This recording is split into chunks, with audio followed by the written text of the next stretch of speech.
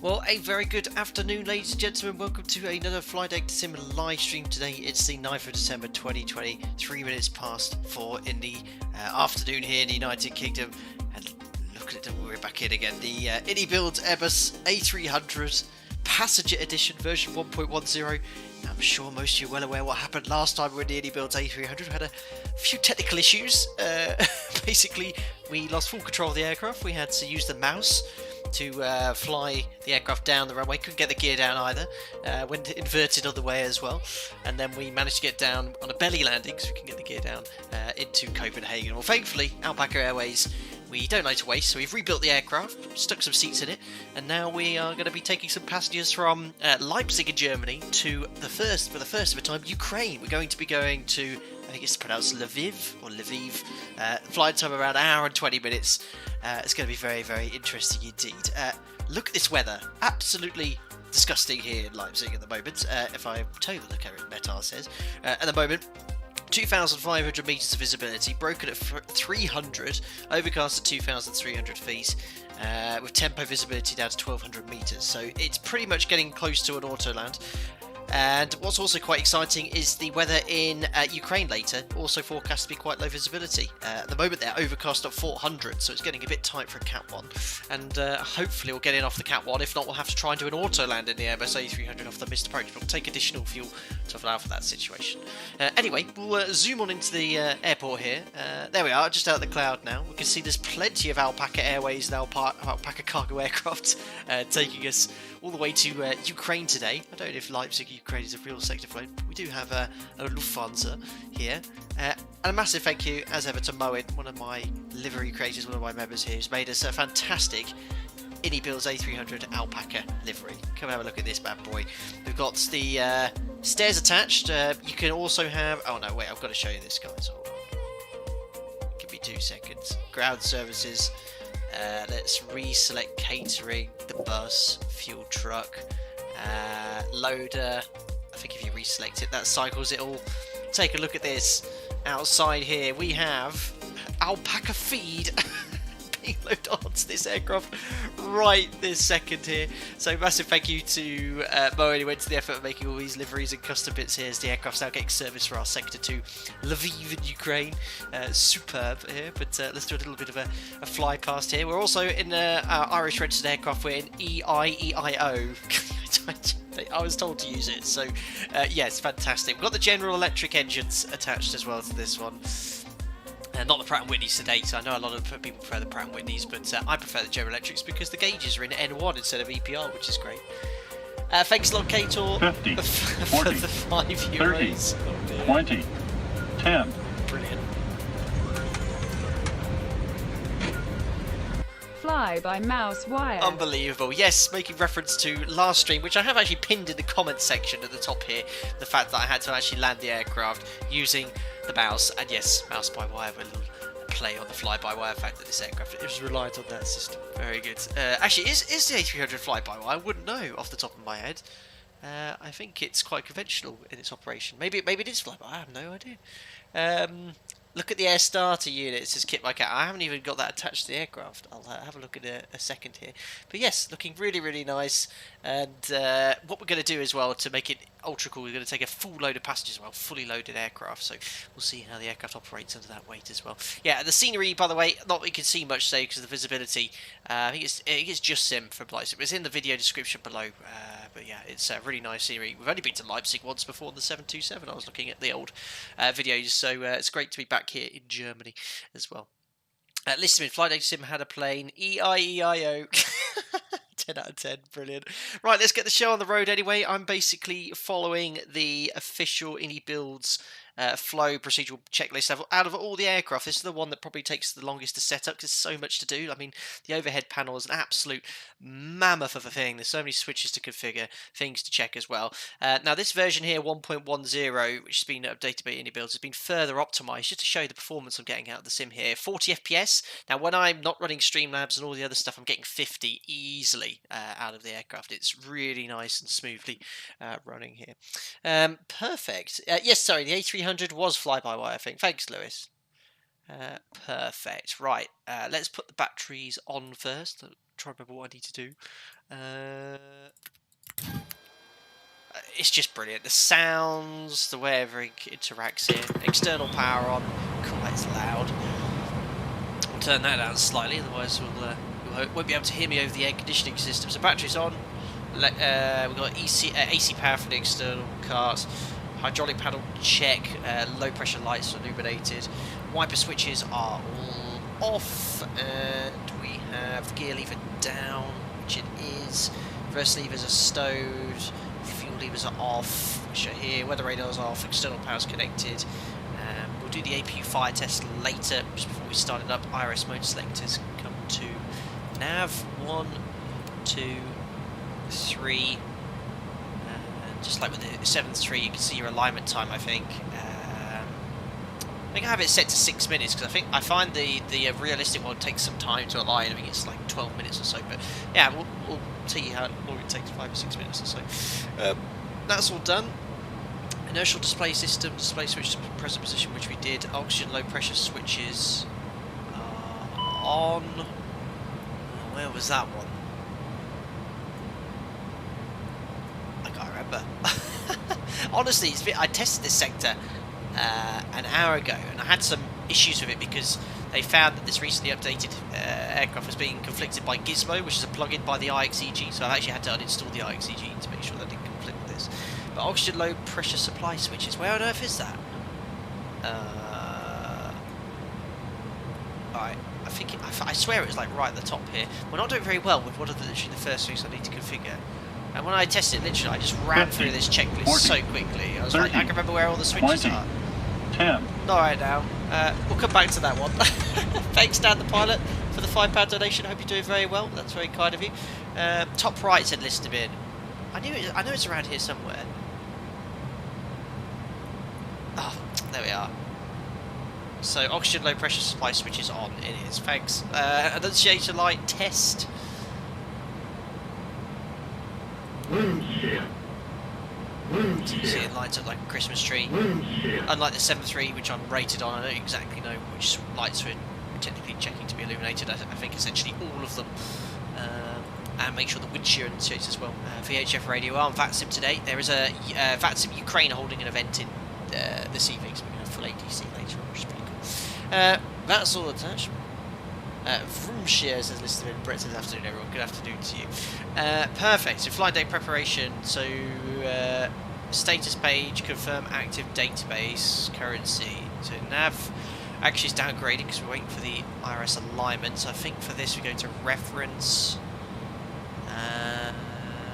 Is it aircraft status? There it is. That's the latest AirAC we have installed. Expires December the 31st. So that's all looking good. Init A. Load up now, so just the first page here, the from and to, which is on the operational flight plan here, so going from Leipzig, Echo Delta Delta Papa, to Uniform Kilo Lima Lima, which is Lviv. Verify land long position. I'm pretty sure that's correct. I did check on the test there, so that is all correct. I know we select a line IRS, and then later on we'll fill the rest of the page. I think this is just the initial alignment process to get engaged there. Listerman, you're lucky the aircraft status doesn't break the plane anymore, or are you? Maybe Listerman. I mean, the massive credit to iniBuilds Simulations who were brought to the attention of the stream I had. Literally, I finished the stream last Sunday when we had the technical issue, the bug, and they'd already messaged me saying, could we have a copy of the SASL file? And they immediately found the issue and fixed it, which has been released, obviously, with this update a couple of days ago. So it's incredible that I even spoke to the guy who runs it. Really nice guy, told me a little bit about the project. It's just brilliant, really refreshing to see in the flight sim industry to have a payware product where you purchase, but they're actually really looking after you guys. They're wanting to keep us up to date, making sure the bugs and creases are ironed out. It's really, really nice to see. Right, anyway, we've done the initial flight deck preparation, loaded the FMS, no smoking switch. We can switch to auto. We still need to refuel, but I will put the seatbelt sign on for now. Hydraulic power panel set, check, verify the low pressure lights are illuminated amber, which they are at this present stage. Servo control panel, low pressure lights are illuminated. They are. Flight recorder, ground control, I think that's on. External lighting, so we want at this stage nav and logo 1, that gives us the red and green nav lights. Strobe switch can be placed to auto. Okay, and the rest is off. ATS lever on. Now, I don't know if it's been updated recently. I found when I was testing this here, if you put the pitch trim, it flicks automatically to off. I've got a funny feeling you've got to wait for the IRS to align before you can actually turn the pitch trim switches on. Your damper switches you only turn on after IRS alignment is complete, so you have to get the systems there. Sputnik RJ, the aircraft has 100% working systems. I think it's one of the most detailed with regards to aircraft systems, with everything working and stuff. I'm not type rated on the aircraft, but every single switch seems to have a reaction with applicable movement on the gauges. It's a really complex, detailed add-on. Really impressed with it. Done that then. Pitch, trim and yaw damper levers wait a little bit longer for. Electric panel IDG disconnect switches are satisfied, so the gates are closed. We've got Gen 1 and 2 fault lights illuminated. That is correct because they're not engaged. And battery switches verify in auto, which they are. Exos, did they fix the glitch yet? Yes, they fixed the glitch we had the other day. Thankfully, it's unlikely we're going to get a runway change here, so I can't actually test if it's been completely fixed. Let's carry on then. We're going to do the engine and AP fire test now. So check the squibs, 2 squibs for each engine, I think, and 1 for the APU. Loop test, loop A. You can check the ECAM display as well as you're doing this. So there we go, full discharge, and then it checks loop B as well afterwards. There we go. And same for engine number 2, loop A. And got the fire handle 2 and first engine discharge. So that's the checklist basically. Now that's what I love about Explain. You can actually hold your left mouse click down and then make it still simulates that you push a switch. You can actually pan around and look at the display, which is pretty cool. Matsy, please switch the galley power on. I'd like some coffee. There you go. Boilers are now firing up for your hot water. It's just like the 7.3 to be fair. So done the engine fire test, AP fire test, engine panel, verify ignition is off, fuel panel, don't change the configuration until fueling is complete, but we do need to load the fuel up, which is instant. We'll turn all the fuel pumps on. There we go, AP fires checked, cabin pressurization, verify manual pressurization system switch works, which is here. You have the arrow and verify that the arrow is extinguished back in auto, which it is. Using system 1, diff pressure 0 because the doors are open, cabin rate of climbs on 0, cabin altitude's pretty much reading the elevation, which here, when you set the QNH, but 500 feet, so that makes sense where it's pointing around 500 feet. Thanks, Massey says thank you. Enjoy your coffee, Massey. Cabin pressurization panels check, then window and probe heat switches can come on. So unlike the 7.3, you turn the probes on at this stage here. Cargo compartment smoke detector here. Make sure there's no caution lights. Main deck cargo smoke detector. Oh, actually, to be fair, the checklist I'm reading is from the old cargo one, but I remember it saying make sure there's no white light, so I think it's all on here, looking correct, hopefully. Emergency exit lights we can arm. AP bleed pressurization checked. If AP bleed is on, check the crossbleed blade, but it's not. Crossbleed is actually closed, but that automatically engages when we start the AP and put the bleed on as well. Sputnik RJ, can you show the aircraft on the outside view? I will do it at various stages, so when we start the APU, when I'm getting the ATIS, when I get the clearance on, you can take a look at the Alpaca Airways livery. Perfect, let's crack on then. Condition, temperature panel, econ flow on. That is here. If pressurization is normal, APU on, no. If pressurization is low, check the following. If APU is off, pressurization check, fault lights illuminated, pack lights, fault lights are illuminated. So that's all good at this stage. Done. EFIS control panels next. So it's still not powered up. Let's see if we can get the switches on now. Yes, we can. That's good. And we're still in a line mode, so we can't just turn the yaw damper switches on just yet, but that should now power the I think they call it ATS or EFIS panel, so we'll just let that up here. So initially here it says set PFD and ND brightness. A little bug there, look, see the numbers are jumping. I wasn't doing that on the test. Hopefully that's not a sign of the issues we're going to have today. Oh dear, oh dear. So decision height, I know that goes to -5. That stops apparently any spurious terrain warnings on departure. We're going to have that switch to on, and nav now. Brightness is as we want it, but no, I actually won't use constraints for now. Heading select, so we're going to set runway heading, which as right is 083 degrees.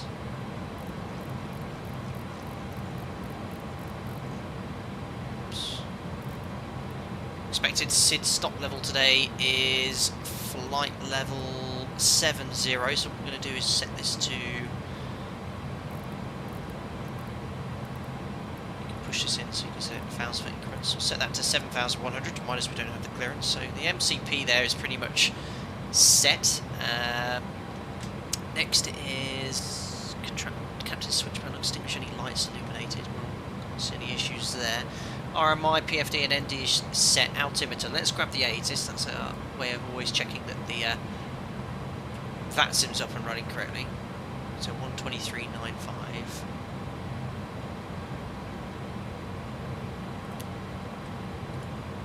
So we'll listen in. Transition level 70. Perfect. There you go. You can see the external model whilst we're here. It's raining in X-Plane, but it's completely broken, remember, since they've updated the Falcon, so you get any rain effects on your windscreen. Clouds broken 300 feet, overcast 2300 feet. Temperature 4. 2.4 QNH 1009 hectopascals. So in freezing, icing conditions. Visibility 1200 meters, moderate rain and drizzle pot TC. Hesse fog clouds broken 100 feet, information whiskey. Oh, thanks. Out. It's big spats out all the information. Leipzig Halle information whiskey. Met report time 1550, expect ILS approach runway 08, right runways and use 08 right. Transition level 70. Departure frequency 126.170. Wind 340 degrees 4 knots. Visibility 2500 meters, light rain, mist clouds broken 300 feet, overcast 2300 Perfect. So feet. we copied the Temperature ATIS. It's 2.4 horrible. QNH. Okay, so QNH is 1009, so we'll set that up now. 1009 for me, it syncs all the altimeters. I've got that setting on here. So basically, broken at 300, 4 degrees, 1009, 1200 meters. Got moderate rain, mist. Then light rain, transition level 70, we've got an airborne frequency of 126.170. So I think for our engine start, once we're ready to taxi, we'll put the engine anti-ice on wing. I'm not sure how the A300 would be configured. We'd be carefully checking on the walk around any requirement for de-icing, probably not as it is because it's 4 degrees. But you'd carefully check the exterior. And on the 7.3, if you weren't in these conditions, you'd put wing anti-ice on, and then that automatically turns off as soon as you get airborne. How the A300 works, not 100% sure there. Econ flow is off now, no white lights. No, it's all on. That's a blue light, so econ flow is on. But shouldn't have any other white lights up there. So altimeter set, EGPWS button we can then check. We're not going to do that to set the whole thing off, but we do in real life. Metric altimeter check. So we have an altimeter measures in meters, so that's all looking good. Snap altimeter set, brake pressure gauge check. You meant to check the brakes, so what we'll do, release the parking brake. You can see that the pressure's decreasing, and you reset the parking brake. Make sure your chock's in place first, and there's the pressure increasing as well. Looking good. Now you can see, look, it's actually, because I've cycled the brakes, it's actually used the accumulator pressure.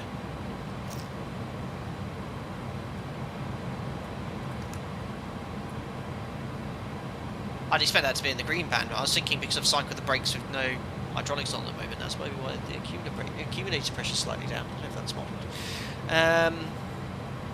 Perfect, carry on with the rest of the checks then. Parking brake set, all the brake switches extinguished.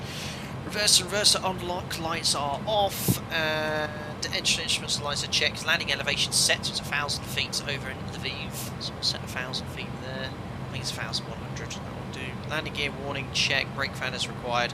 Takeoff warning, check. Advance. Make sure you get master warning and ECAM activation. There we go. So that's all working as expected. Fuel levers off. Warning system emergency cancel switch is sat aside. ATC transponder TCAS set, get clearance shortly. ADS rudder trim 0, weather radar test, and now it's time to load up the FMS. So yeah, it does take some time to get this all loaded correctly, especially as I'm unfamiliar as well. So thank you all very much for your patience, but I'm sure you find it all very interesting nonetheless. Hope you don't end up flying with the mouse again. I know FS 777, I hope not.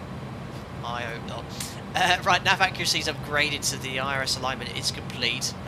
So our alternate today is Zhezhov, which is I can't remember the code for that. Echo Papa Romeo Zulu, which is in Poland. And that's set. Cost index we use is 5, even though the flight plan says 30. I forgot to update it. Cruising at 35,000 feet. Call sign today is Alpaca 12 Kilo Lima. Temperature at the... I think the temperature in tropicals here, you just put the height of the tropicals and the temperature. I've been using one at top of climb. So, top of climb here, this is the height of the tropicals, 33,300, and the temperature's minus 62, so it's quite a bit below ice, it's quite cold up there. So, minus 62 slash 33,300. Could be completely wrong, but that's what I've been punching in. We'll put the top of climb wind in, 159 at 23. Oops. Airbus right now, out of my comfort zone, that's for sure. Right, I think we've got everything loaded in here for now, so init page A is done. We'll now put the flight plan in.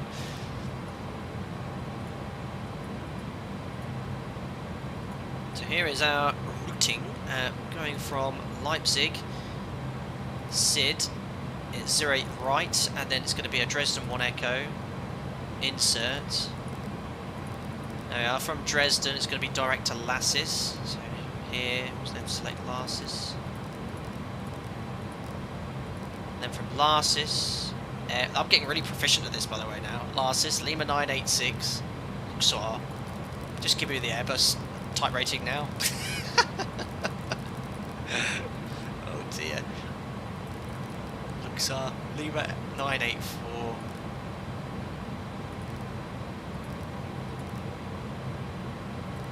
To Dibed, which is our arrival. Perfect, and then we're going to be flying the Dibed 2 hotel, ILS 13, through trial and error. I can tell you it's the Liv 1 from testing, so I'll like, insert that, and then we'll just check for any discontinuities, which there is. It's just after Dibed.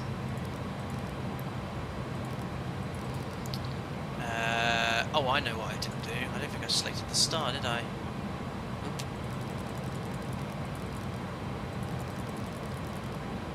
Dibed 2 hotel. Insert. That's better. So we'll get rid of that, and now we'll just quickly check for any route discontinuities. So we're going here to plan. Step through it. So there's our departure to Dresden, Lassis, Giggle, Luxor, Natix, Atrek, Dibed. And there's the arrival. Go to Lima, Lima Whiskey 01, 303302 onto the ILS, centre fix, down the runway to the minimums. So it's all looking good. And then the blue dashed line there takes us to the alternate, which is Zhezhov. There you go, just to the west of Lviv, Ukraine. So that's it. That's all set. Performance data next. So they've now updated this, so you can find your active sky weather can basically be synced straight into the OPT, which is really cool. So I think we go to, we need to get all the passengers and fuel on board first. So let's go here to ground ops load manager. So fuel wise, guys, here's our operational flight plan. This thing burns 5 tons an hour. Busy VATSIM event.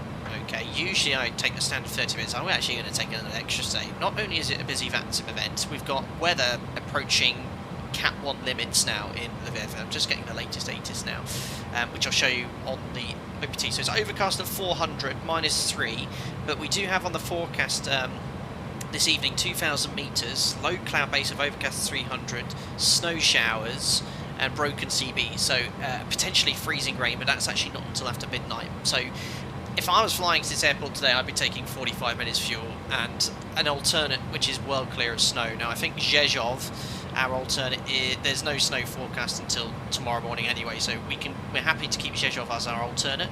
And I'm going to whack on an extra hour's worth of fuel because it could be busy on VATSIM. Secondly, it could be approaching the limits, and there is a Cat 2 approach available here, and if we have to go around on the Cat 1, or if it looks like we definitely have to do Cat 2, we'll do that straight away, but we'll try Cat 1 to start with, Cat 2 on the second approach, and if after 2 approaches it's really looking like we can't get in, we'll attempt to divert to Rzeszów. So we'll take 5 tons of fuel on top of this, guys. That's going to be 11.7, let's take 16.7 tons of fuel. Be reasonable. So, oh my, no, not 48.7 tons. I don't want to go to New York. Let's try that again. 16.7. There we go, 16.7. So press load fuel. I think that's got us loaded up. So we'll just check the ECAM. There we go. 16.6. That's fine.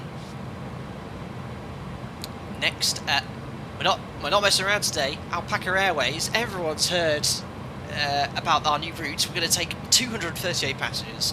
Even the business is full, even the economy is full. Based off 84 kilos per person. So yeah, let's not mess around today, guys. Full load of passengers. 10 tons of baggage and cargo. Let's load that as well. Oh, did I load on the previous page? I don't think I did. Load. There we have, definitely now. Thank you very much to Sergey Dubrovnik, who's just rejoined as a member. Welcome aboard, glad you enjoyed the content. Enjoy Custom Emojis chat as well, and can be invited to our members only Discord as well. Thanks a lot, buddy. So we've got the passengers in, got the cargo, we've got the fuel, and that's giving us a zero fuel weight of 118.9. That's the figure I'm looking for. Max zero fuel weight is 130, so only 10 tons below our maximum capacity. With our fuel of 16.6 tons, that's going to give us our takeoff weight of, well, that's our maximum. Not sure where it is, it must be on the next page, but with these figures here, I need to put these into init page B. So we can go to init page B. So block fuel 16.6. Zero fuel weight is 118.9. And CG is 30. Cruising at 350. Yeah, so everything on init B is loaded. With that, we can send that to our takeoff performance data. We're in Leipzig. Runway 08 right. And what I can do now is press ATIS request. This gets the weather from active sky.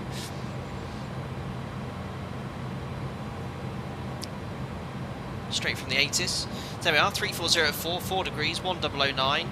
Runway conditions wet. It did say it's raining. Anti-ice, we're going to put engine and wing anti-ice on for departure. I need to try and remember to turn that off as we climb. Takeoff weight is 135 tons, 15 with the leading edge slats, trailing edge flaps up, air conditioning on, thrust set, let's compute. So, takeoff performance is set.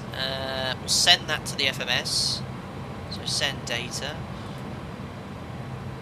Receive takeoff company data. That's good. So we're going to go to the takeoff approach page.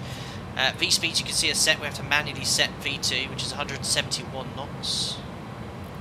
Such high V speeds. And we then push that button in. Preset, and then we set this, which is that plus 20, so 226.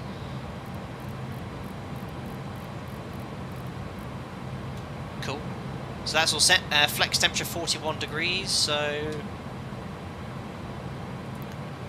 that's a bug. That's going to get annoying. Jumping the whole 50, sector. 40, I don't know if anyone else has experienced 30, that. I literally 20, tested the sector 10. Before the stream. Didn't hit any jumpy N1 bugs, unfortunately. Thanks a lot, Shelley. I'm really enjoying the clarity of your presentation. And your enthusiasm is infectious. Oh, thanks a lot, Shelley, for the $5. Very kind of you. I'm glad you found my stream very enthusiastic, and I try to basically explain what I'm doing in each stage and setup as well, in comparison to the 7.3 really, but I'm glad you're finding it enjoyable. Thank you very much for your donation, very kind. Robson, it's a bug and Ini know about it, they are fixing it on the next patch. Oh, okay, very cool, Robson. I tested it earlier, didn't happen at all, so I don't know why it's now happening on this one. But yes, just imagine, as someone said in chat, Baker 7498, they are excited, they are.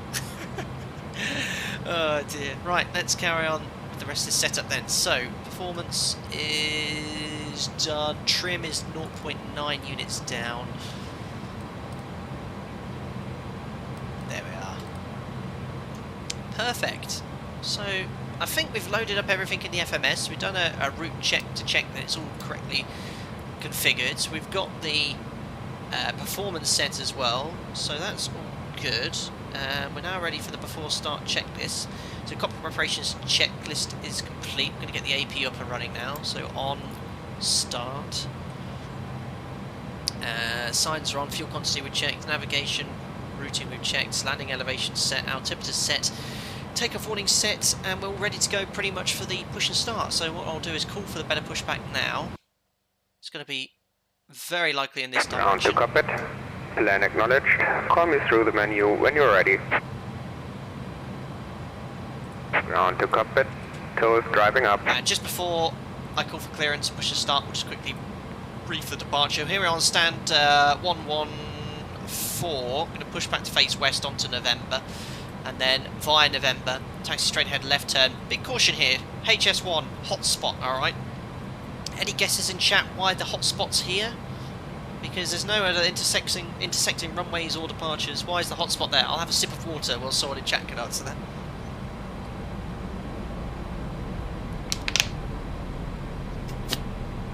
Nicholas, can you turn some of the cockpit lights on? Very good point, actually. I'll keep that up so you guys know to think.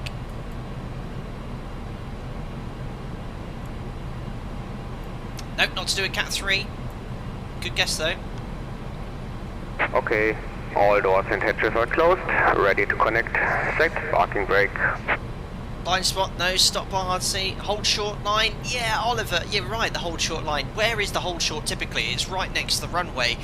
The hot spot is here because it's really far away from the runway, so it could be quite easy to miss it. So if you go over here to hotspot 1, look, due to glide path 08 right, Cat 1 and Cat 2 3 hold points are a long distance to the runway. So you're so used to, day in, day out, taxiing to be just holding short of the runway. In fact, this hot point here, this hot spot is quite far from the runway, so you just got to be very, very careful. And you'll see it when we get there. Just got to be making sure that you're aware of it and you actually hold short there, because if you pass that, you'll be encroaching the runway, it'll be a runway incursion. Now connected and bypass pin inserted. Release parking brake. Right, hold down Goebbels. Let's just get the clearance. Let's have a look here. We've got approach online. 126175.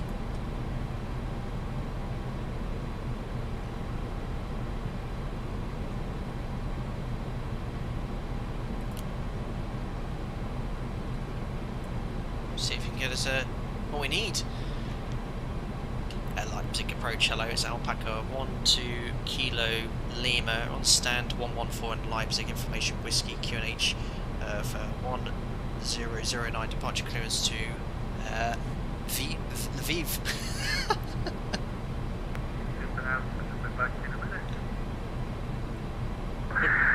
And Munich radar spec, sorry. What's that? Anyone called for clearance? It's Alpaca 12 Kilo Lima, clearance to Lviv please, information whiskey 1009. Alpaca 12 Kilo Lima, roger, clear to Lviv, flight Dresden 1 Echo departure, runway 08 right, initial climb is 70 and squawk is 1000. Clear to Lviv on the Dresden 1 Echo 08 right, climb flight level 70, squawk 1000, Alpaca 12 Kilo Lima. Alpaca 12 Kilo Lima, repeat correct, call for push. Okay. So I think that, can you hear when I'm transmitting? Approach, good evening, it's Alpaca 330 November.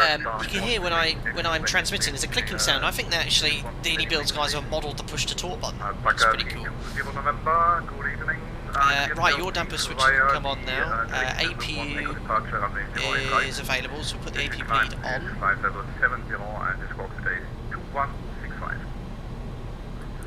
So the APU is now providing pressurisation to the aircraft. We'll get rid of the ground power, ground ops. So external power, chocks, loader, sorry, off. How do I do? Oh, I know, I remember now. To disconnect external power. There we are, so we're now completely on our own power, and exits close all. There we are. So, we have forgot to set the squawk. So 1,000 he said. Put that to,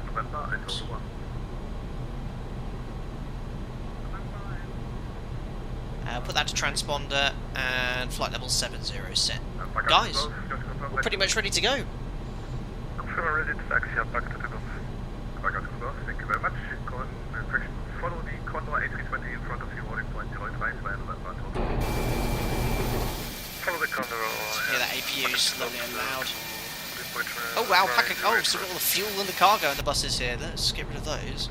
Alpaca 9 Alpha Kilo is ready for taxi. Correction, ready for pushing to the hub. Okay, 9 Alpha Kilo, that's 1-3. Stand by, call it back shortly. All looking good. Right, perfect. Thanks for subscribing, Carla Black. Welcome aboard.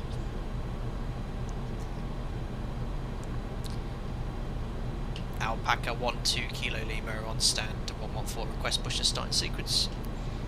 Alpaca 12 Kilo Lima, Roger, I go back shortly. Perfect. He said he'll call us back, so he knows that we're ready to go. Actually, we didn't take too bad. Look, 39 minutes. I think the first time we flew this it was around 50 minutes or so. But getting a little bit more proficient with this aircraft, with the floats. I think we've got everything set up correctly. And Alpaca 9 Alpha Kilo, are you able for straight out pushback?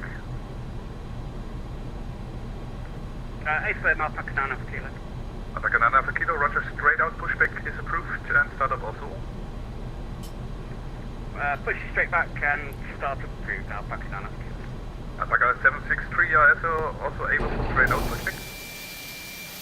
Affirmative for Alpaca. He's in a hurry. Alpaca 763, Roger, straight out pushback is approved, cross taxi. Very foggy today. Straight pushback approved, cross taxi, Alpaca 763. 2 Lima Golf pushback is approved, push and start is approved, face west. See how foggy it is, look. Wow. Alpaca 12 Kilo Lima, push and start approved, face west. Push start approved, face west, Alpaca 12 Kilo Lima. So as we briefed, so window doors verified closed, so we just go to the ECAM display here. Doors, they're all closed. Beacon we can turn on. Parking brake released. There we are, on our way. Starting pushback, and you may start the Excellent. engine. We were due out, if we look at our flight plan here, because I tried to keep it as realistic as possible, at 1645, so 4 minutes ahead of schedule. So we've got the General Electric engine, so ignition switcher to A or B, A for captain. That should be a bullet, don't miss that. Look at that tug as well, what a beast. Wait, it's pushing around 130 tons. Got 2 fly pushing as well. We'll start now, engine number 2.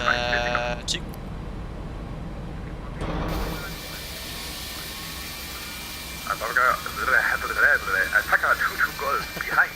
The departing Condor A320 line up at weight runway 08 right behind. Bjorn, there's a lot of buttons to gauges. What happens if a pilot spills their drink? Top tip, don't. We have to have a screw top lid flight deck.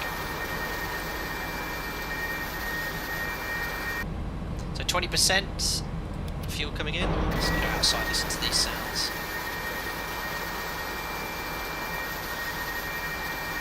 Oh, what an awesome livery. Thanks a lot, buddy.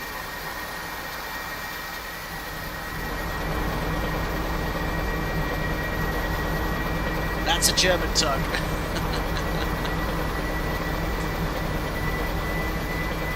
Leipzig, Roma,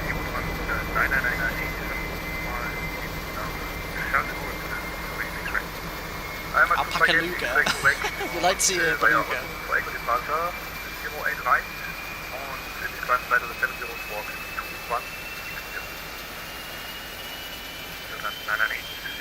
Very cool.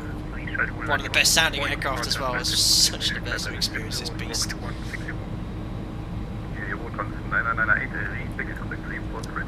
Right, so oil pressure's in the correct range, quantity's fine, fuel flow's around, what is this thing? So this would be 2 tons an hour, 1 ton an hour, 500 kilos an hour per engine.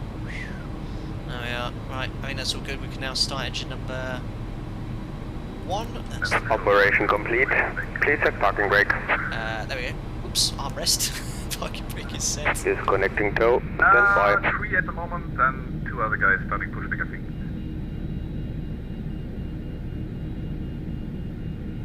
Dennis, on question, are pushback treaders internal combustion engines? Yes, diesel. Most of them are diesel. There are some electrical ones floating around now. Mark, your family's from Lviv, Ukraine. Super hyped for this flight. Awesome, Mark. 50, 40, 30. Disconnect 20, 20%. Let's get that fuel in. I believe there was actually an A350 which shut down both of its engines after a coffee. Spill, can you imagine? Facebar. Oh my goodness, Kieran, really? Yeah, I wouldn't want to be trying to explain that one to the chief pilot. Cool, blimey. Yes, it has Well, happened disconnected at my and operator. bypass pin has been Thankfully removed. not me, but Hand signal on the right. when it does I'll happen, see you next we are time and reminded. have a safe flight. We are reminded, don't forget to put your screw top on your coffee. We're over to the IDGs by the looks of it.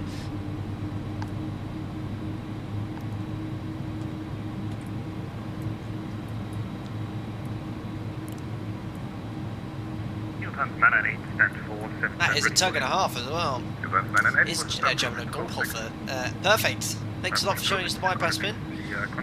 Looks like we've got 2 good engine starts. So we've got 2 eject behind us. We won't hang around here. So ignition switch can move to off. AP bleed is required. It's not required anymore, so that can come off. AP master off. Anti-ice as required. So we want engine and wing. Anti-ice on. Yeah, I think we'll see those right there. Speed brakes armed. Slats and flaps set, and trim set for takeoff, and that's it. We just need to request taxi. 08 right, give a takeoff, Alpaca to the Gulf. 22 Golf. Right, there's taxi. Alpaca 12 Kilo Lima request taxi. You was it. Okay, Alpaca 12 Kilo Lima, sorry, I didn't give the wrong, I'm sorry for everything. 12 Kilo Lima, taxi on point 08 right via November and Hotel 1. Taxi holding point 08 right, and that is via November, and confirm the other? That's November and Hotel 1. And November Hotel 108 right, Alpaca 12 Kilo Lima. I was rushing for my chart there because I didn't have it in front of me. Right, we've got our taxi instructions then. 50, 40, November, 30, and there is the Hotel 1 20. holding point, nice and straightforward. Right, release the parking brake. Thanks, Sly Havets, for the £5. The rate of VCP Airbus flights is increasing. I can see what the PCA side stick is doing to our chief pilot. Thank you very much, Hafiz, for the £5 donation. Yes, it would seem the proportion to Boeing and Airbus is getting a little bit wrong. Now, we did fly the 320, yeah, by the fly-by-wire in Microsoft Flight Sim 2020. And now this, yeah, it's nearly 50-50. We're going to have to reverse that. I'm going to fly the flight factor 757 soon, don't worry about that. Thank you very much, Hafiz, for the £5 anyway. So I'm just going to do a quick config check, make sure that doesn't sound. That's true to the 7.3 as well. So there you go. Quickly advance the thrust levers. No config warning. And we'll do the check shortly. And it's going to be the first left here onto Hotel 1. I'm actually going to start now the before takeoff checklist. So brakes we checked, nose lights on taxi, flight controls. Select flight controls on the ECAM. Bring the display up as well. So just before we turn here, bring it to a nice slow down here. So rudder, full right, and full left, elevator, full up and full down. Check the Ground aileron Alpaca spoilers, 763, left ready for taxi. and full right. Alpaca Looking good. 763 behind company A300, taxi holding point So 0 it's and left right here, via and November. then it'll be at Hotel 1 for the whole point here. Behind Alpaca Company and holding point 08 right, Alpaca 763. Order brake will set Alpaca to 30 November behind max. the company 767, taxi holding point 08 right via November, Total 1. And weather radar will turn on at this stage, so tilt +5, I want it on turbulence, system 1, I think that's now all working correctly as well. And that's it, we're just waiting for our lineup actions next. I'm so used to taxiing with rudder in the 7.3 it's not working, so yeah, there's the whole point here for the Cat 1, so you just got to be very careful of that. It's not too far ahead of you.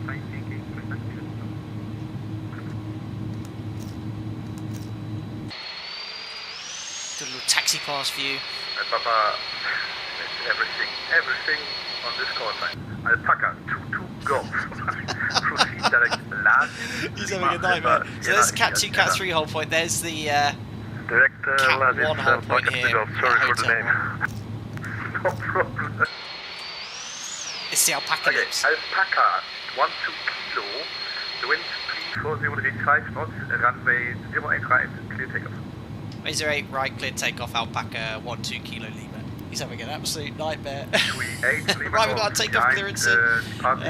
So lights, verify we've got on, strobes are on, nose to on, packs not required, well they are required but don't need to be turned off, TCAS, TARA, which is down here.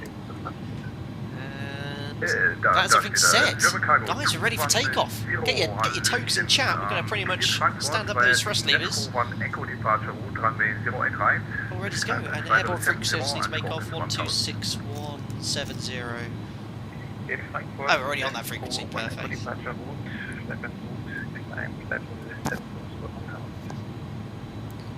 Do you get any FPS drops? No, this is one of the most optimised add-ons you'll find for X-11. The performance is excess of 40 FPS continuously. I've got a problem with the nose wheel steering. I've got to sort this out. Sorry about that. Oh dear. Yes, no problem. If you're still listening, Bye-bye. if you got the A300, it'll be that gizmo plug-in. We were talking about it earlier in the chat in Discord. Oh no, Andy. Oh dear. Right, anyway, if you're ready to go, oh yeah, lapse timer, look, I don't forget anything today. Alright, run. Make sure I'm actually pointing down the runway. Go. Now I have it. Unicom 22, this may have a safe flight. There's 40%, engines are stabilised. What to do the There's the toga switch they've added, which is helpful. Set takeoff first. The engines are a lot slower to spool up now since the update as well. We'd have takeoff power set to 7.3 now. They do sound amazing.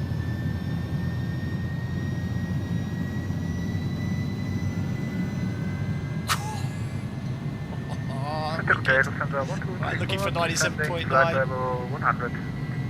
1234, good evening. 80 knots, release that full pressure. Still haven't quite got takeoff for a set, but there we go. With the engine anti-ice. V1 rev is all the way up at 166 knots or something. Right, V1, rotate. I just realised I forgot to engage profile and nav. Never mind. Pause rate of climb gears coming up. Leipzig, very good evening. Alpaca. Profile and nav's engaged. Whoa, what's the altitude there? XA1009, departure clearance to Lviv. Alpaca 4 Max single, good evening. X-ray is correct, clear to Lviv from standby for short. Alpaca 12 kilo, identified climb flight level 190. Climb flight level 190, Alpaca 12 kilo Lima. So okay, Alpaca 4 Max single, now to you. Yeah. So there's the nose lowering at the acceleration height. And climb thrust is engaged. Climb is flight level 70 and Focus 1000. That was rather easy. We're cleared to Lviv on the John 1 Echo departure. Initial 7000, go 1000. And 1906. Flaps up. Trimming nose down. That's what that noise is, by the way. Love it. Autopilot engaged. Alpaca 763 behind, departing to jet 738, landed to right runway 08 behind. Wing anti-ice is on. I've left it all on here because I'm not sure how the ice is. I would be very much dependent on how much ice is building up on the windscreen, but you know how desktop simulators icing model can be quite interesting, so we'll leave it on for now. And to be fair, actually, you know what, I'll turn off because in the 7.3 you don't use it continuously, you use it. Right, we'll do the after takeoff checklist anyway. Thrust reductions performed, climb thrust engaged, slack flaps are up, lights, nose and runway turn off lights will come off now. Anti-ice is required, it is currently required, it's on, ignition is off. Tracks on APU is off, and that's it, after takeoff checklist complete. Yeah, disarm the speed as well. There we go. What's the wing views like on this bad boy? There you go. Obviously got a wing view. Oh, we'll do a cabin tour as well because there's been lots of nice touches by the man who made my livery, which is really cool. Trans 998 ready taxi. Trans 998 standby shortly. Break to jet 80 Golf identified climb flight of 19. Climb level 19 to jet 80.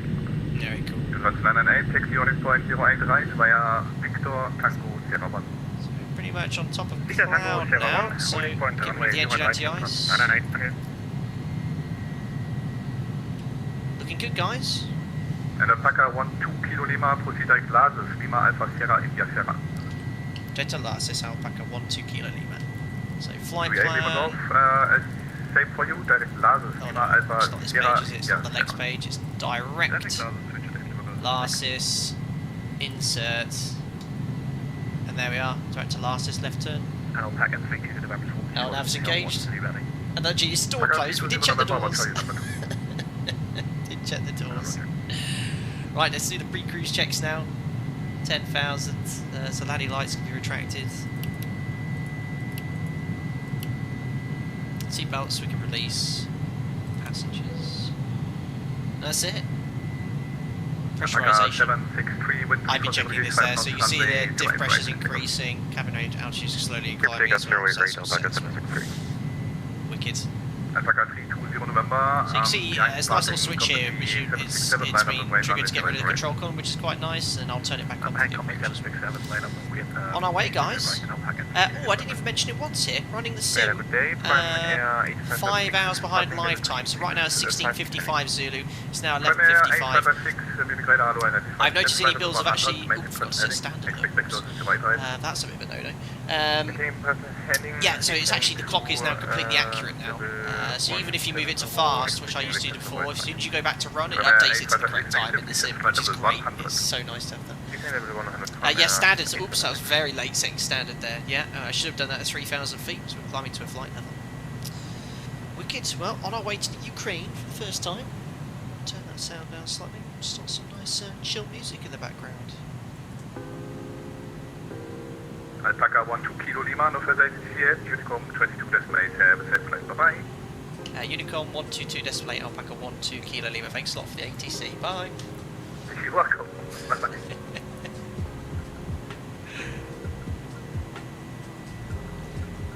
Again, he's probably looking for a relaxing afternoon on VATSIM, and he's had to deal with a small herd of us. Is the weather live? Also 5 hours behind. No, weather is live to the present time. I always fly with live weather, unless I'm flying something like the Brill 11 or something. But time I often change now to ensure it's daytime in the sim whilst we're streaming, so we can enjoy, well, again, the scenery, but like most of Europe, Eastern Europe this time of year is covered in clouds, snow and fog and mist, so you can't see much. No controller ever expects the Alpacalypse. Amazing, Jonathan. Awesome, guys, if you're enjoying the stream party so far, 40, don't forget to smash the thumbs up button as well, as we're on our way to Ukraine for the first time. Oh no, here we go. Thanks a lot, Lizzie Windsor. I hope you don't mind, but I've sent Philip along with you today. The private secretary. Caught him fitting a cat flap to the freezer so he can have a pet penguin. I've had enough. Also packed him a Fisher-Price keyboard should control be lost again. Thanks a lot, Lizzie Windsor. Queen Elizabeth II herself, who was a big fan of Flight Deck to Sim. She was on board when we lost control last time with the A300, or I think someone of the family was, and now Philip is on board. The private secretary caught him fitting a cat flap to the freezer so he can have a pet penguin. I've had enough. I've also packed him a Fisher Price keyboard should we lose control again. Thank you very much, Lizzie Windsor. I'll be sure to call Phil up if we lose control. Get him to plug his USB keyboard in along my USB mouse to control this fantastic aircraft. Thank you very much for the support there, Your Majesty. Right, anyway, we're leveling off at 190. There's no ATC, so we're going to go all the way up to 3.5. Unlike the 7.3, you actually push profile again, and that'll continue to climb in the 737NG.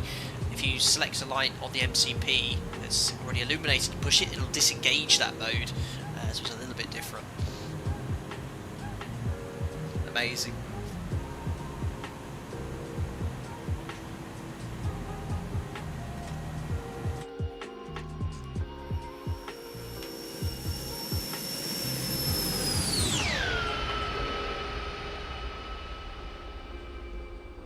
So cool. So cool.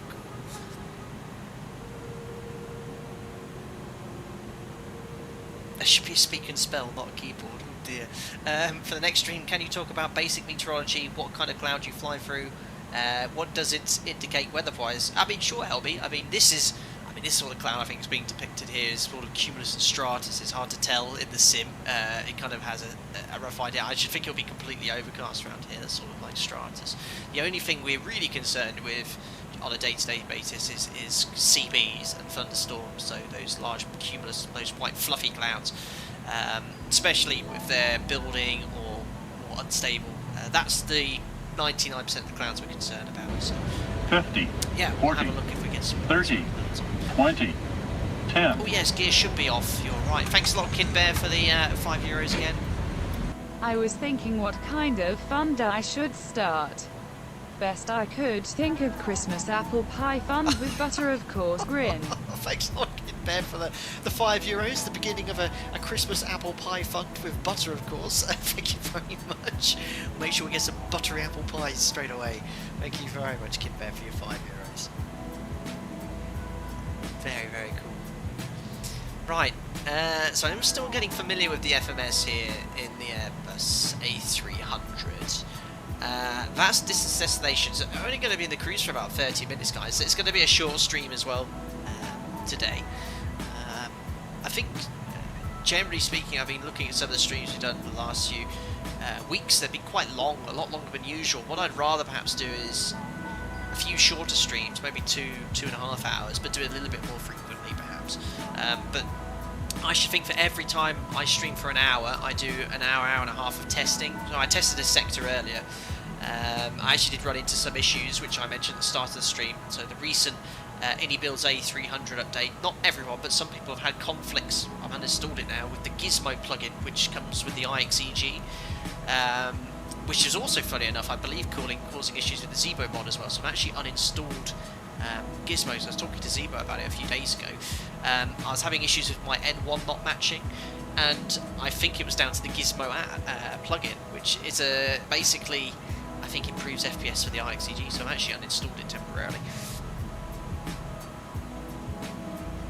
I think you just put the gear down. It's off, I hope so. Yes.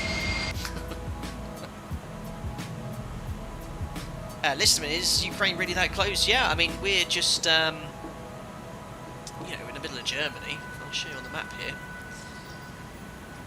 So see this FPS drop? This isn't iniBuilds. This is my Ortho 4XP zoom level. I have these spikes in the FPS where it drops all the way down to 20, and that is it trying to load in zoom level 17. I've found that using zoom level 16 helps so much more, but I already have 17 for all of Europe, so it's fine. It's going back up now to 29. Look. So yeah, you can see. Look, we're just about to leave Germany shortly, entering Polish airspace. We're going to be flying over Wrocław, Rzeszów. That's our alternate.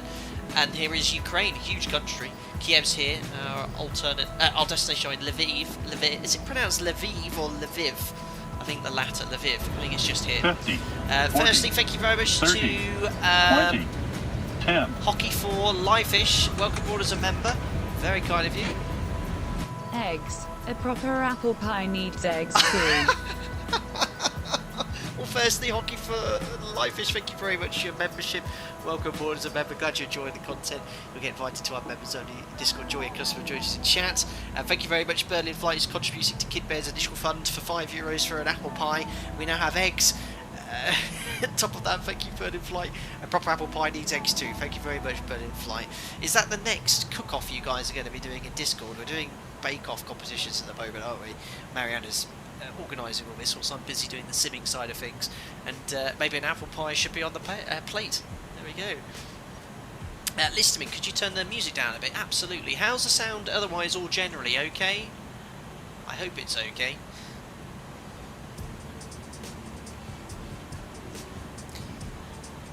Eric, how do you get the home icon on AviTab? What version are you running? 0.3.17? I think I've always had it on mine. Just so you can easily go between the two. Yeah, as much as I like having zoom level 17 for Ortho, it's such an FPS killer for me. And I compared it actually to the iniBuild stream we did over True Earth for the Orvex scenery, where I'm getting 45-50 FPS, it's much higher.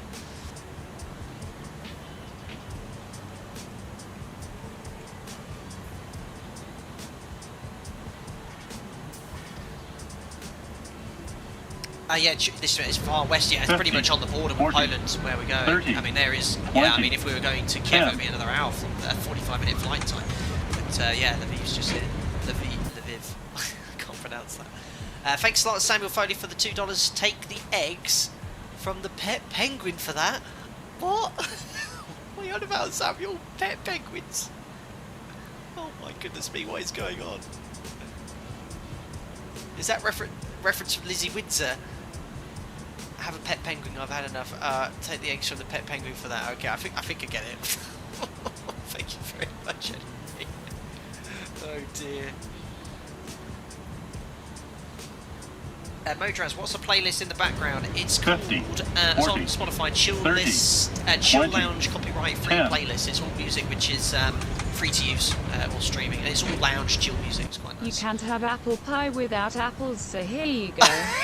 Thank you very much, Joseph Mitzel, for the 1500 Hungarian florin, I think that is. Thank you very much, Joseph. Very kind. Got a bit of an apple pie going on here. Apples, very good. Unbelievable. Thank you very much. Fish Burb, your music choice literally brought me into a nostalgia trip when I first got into lofi hip-hop. Outstanding. God, look at this climb rate. I mean, this aircraft is so overpowered. 50, Look at that, nearly 4,000 feet per minute. 30, and we're approaching 20, 1,000 feet to go, so I'm just going to go vertical speed here. If I can remember how to. You'll start Jack's Bone Fund. Thank you very much. Vertical speed 1,000 feet per minute. Oh, it's already an Alpaca. Thank you very much. Who was that? That was Gordon Smith. Thank you very much for the £5. He said, I'll start Jack's Bone Fund. Oh no, thank you very much, Gordon Smith. Would you guys like to hear Jack? I'm sure you would, Gordon. Let me call him.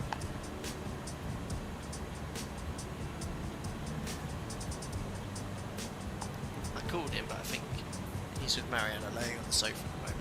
Loving the way the door closed. 50, 40, 30, Here we are, 350. 20, 10. Thank you very much, Kieran and Harvey. Hey, come here. Up. Haven't seen any donations for the digestive fund recently. This should top it up. Thank you very much, Kieran Harvey. He's now contributing to the digestive biscuit fund for Mariana, because she almost made me go just before a stream to Co-op the other day. There are other supermarkets available to go get some digestive biscuits for your... What was it you were making? Cheesecake? Yeah. It was cheesecake. Jack, come here. You got a bone. Jack, come here. Up. Come on. Up. There you go. Good boy.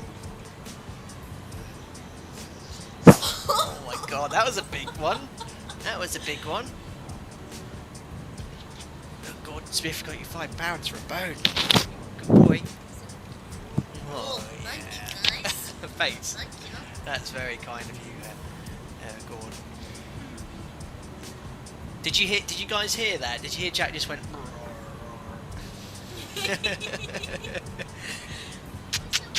Good boy.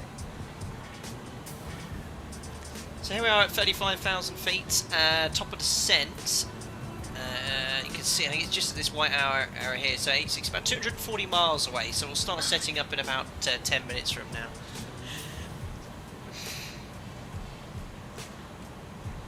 Jack up, oh that was a big one. Behave.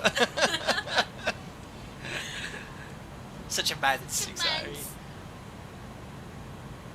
Captain Bag, I've loved the enthusiasm and passion of your followers flying the sim. I hope every one of your beautiful alpacas become real pilots like me and fly the sim. Thank you very much, Captain Bag off. Amazing. What's the M1 reducing? Well, not. Yeah, it's just catching up with the thrust here. So, right. So on the cruise page, you've got the distance from descent, optimal. We're a little bit above the optimal flight level. Descent forecast, which I think now is completely working since the update. Did want to test it anyway. What information can we find here? We've got. Oh no, I was already on the progress page. So fuel prediction. 132 tons, I think that's our current gross weight. Current fuel on board 13.76. Yeah, that makes sense. We've got plenty of extra fuel today. So extra time, that's quite nice. So this figure here is the additional fuel we took on top of the standard fuel. So I think so long as we have this amount of fuel here, we can safely divert to Zhezhov, I think, with our alternate fuel or our final reserve fuel intact here. And that makes sense. I took an extra 5 tons of fuel, wasn't it? Plus a bit extra. So an hour, 15 minutes. That's enough for us to hold, at least have one crack on the approach, because remember the visibility there isn't that great today. So I think what we'll do, we'll have a look at the weather. We'll attempt to do a Cat 1. Even though it probably might clearly be Cat 2. And if we have to go around or fly, the A300, because I know all Airbuses are capable of doing auto lands. How on earth do you configure the flight control panel for an auto land? I think it's exactly the same. I think you just simply set the ILS and it'll just do it for you if you leave the automation in. I'd love someone in chat to help me answer that, because I've not had the time to look it up. But when I did the practice sector, it was right on limits. I only just came out of the cloud of minimums. Fleet, when extra time reaches 0, you divert. Makes perfect sense. So it's the same in the 7.3. You have your reserves figure. Once you reach that figure, you divert as well, and then that alternate fuel you'll land with your final reserve intact.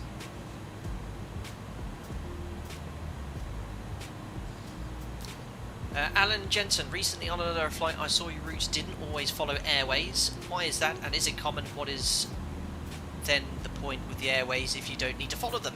Very good question, Alan Jensen. So yes, typically we are filed against airways in real life in Europe, but not all the time. Sometimes there's no airways between points, and you just route between directs between waypoints. That is not uncommon. Also, in ATC, well, they're always trying to save fuel, be better for the environment, and we often get shortcuts. So we're not actually, I'd say 70% of the time with the directs we get, we're actually not on an airway at all. But remember, in Europe at least, it's completely radar controlled. They can see where everyone is. So getting shortcuts like that is very common, and it's sort of simulated with desktop simulators, especially on networks like VATSIM. So both forward pilots on, just like the Boeing. Okay, very cool. Now, before I engage the second autopilot, do I need to engage approach or land first to be able to engage the second autopilot? Then that will be just like the 7.3.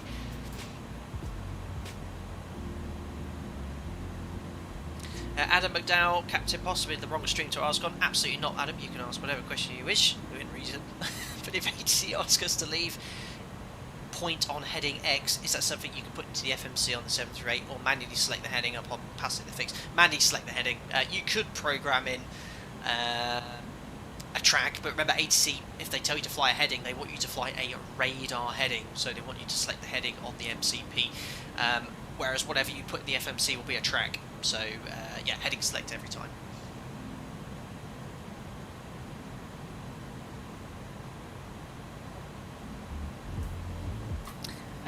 Check the thrust limits trembling. Yeah, that's a known bug apparently that's come to my attention. See, it's blinking up and down. Apparently iniBuilds already know about it, and they'll someone mentioned that they'll update that in the next patch.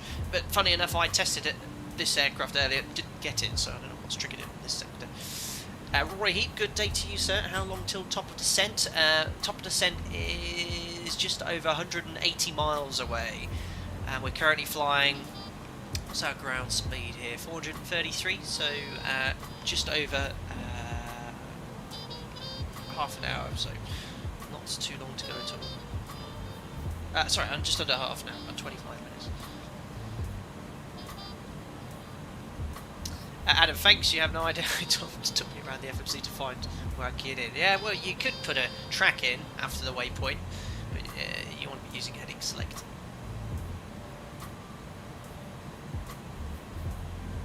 How long till mouse butter? Yeah, hopefully no issues today.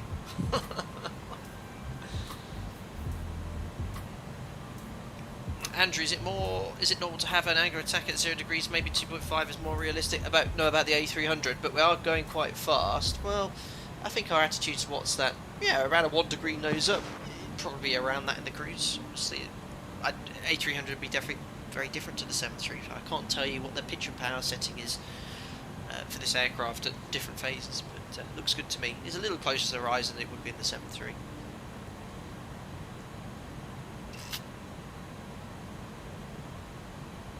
Sad news today. I was meant to be flying on Sunday, but unfortunately the flight's been cancelled, which makes sense because no one's flying at the moment.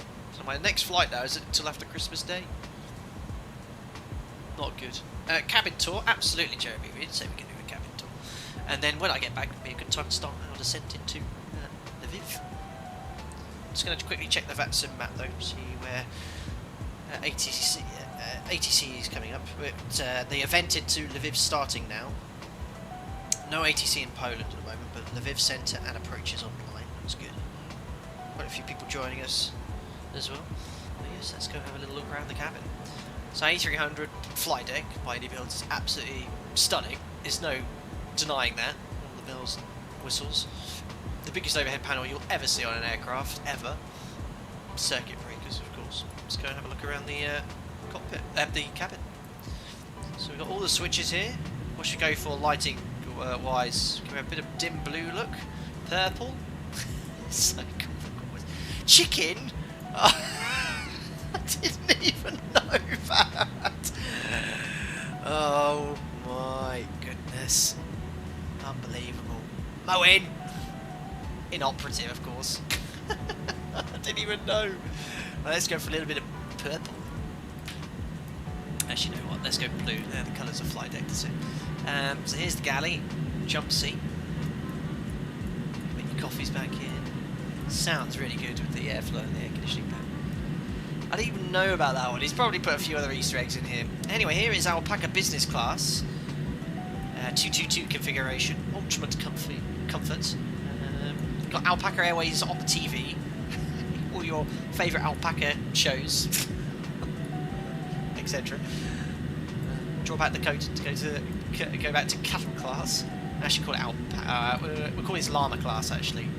Little play on our competitor. Looks comfy. I know, list of it. Oh, we've got some more business class here. Well, you don't even know the configuration of my own aircraft. Look aboard Byron Kelly. Also really cool. The no smoking and seatbelt signs on work. So when you put the seatbelt sign on, I'll show you. Look. Seatbelt sign on. It actually turns it on up here as well. There you go, look. Super cool hat. These guys haven't missed anything. Anyway, here's our business section. You can have a lovely view out the window. The engine. Here is capital class, but you do get the lovely upholstered Alpaca logo, Flight Data Sim logo. And what we do, we play on loop the Alpaca Airways advert for 5 minutes. It's a sort of form of brainwashing to get you to fly only with Alpaca Airways. The frame is currently frozen, but yes, we do need to update the VHF. the sort of VHS is tape from a video recorder. Yeah, it's lovely views out the window at least. Amazing. And if you'd like a copy of this livery, by one of my members, use the command ! livery. You can get it in cargo variant, which also has various chicken remarks, and also the passenger variant as well on this lovely blue interior with blue moonlighting. Yes, Alpaca Airways on everything. And then here's the rear galley. Absolutely massive, isn't it? There's the two toilets. Oh! Yeah, they flushed. Right, there you go anyway.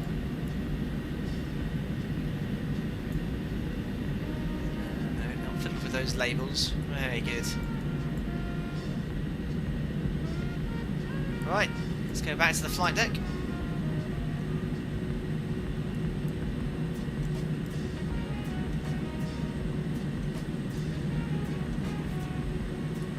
Straight through the curtain. Poof. To business class. Remember, we're simulating a fully loaded aircraft as well. Every one of 50, these seats is filled. 40, 30, 20, 10. Back into the business end.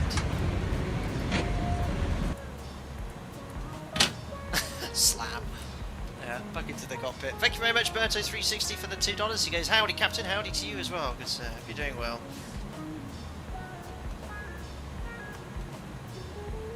I'll kick my cat. This one has chicken remarks. You just have to keep looking. Oh, no. I know, Moan, you were up until late last night fixing this livery up as well. I mean, like I said, I'm a bit indebted. Based on what I said, do take my offer.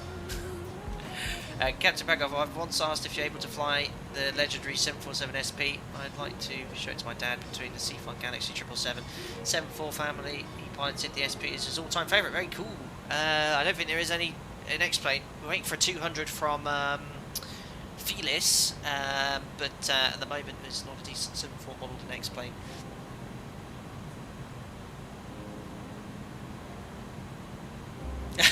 Voltages. Every stream I watch of you in this bird just tempts my wallet more. Stop it. Look, it's a fantastic aircraft, and you know we know how good the Zebra is. It's free, but for this, it's worth every buck. Really, it's so well modelled.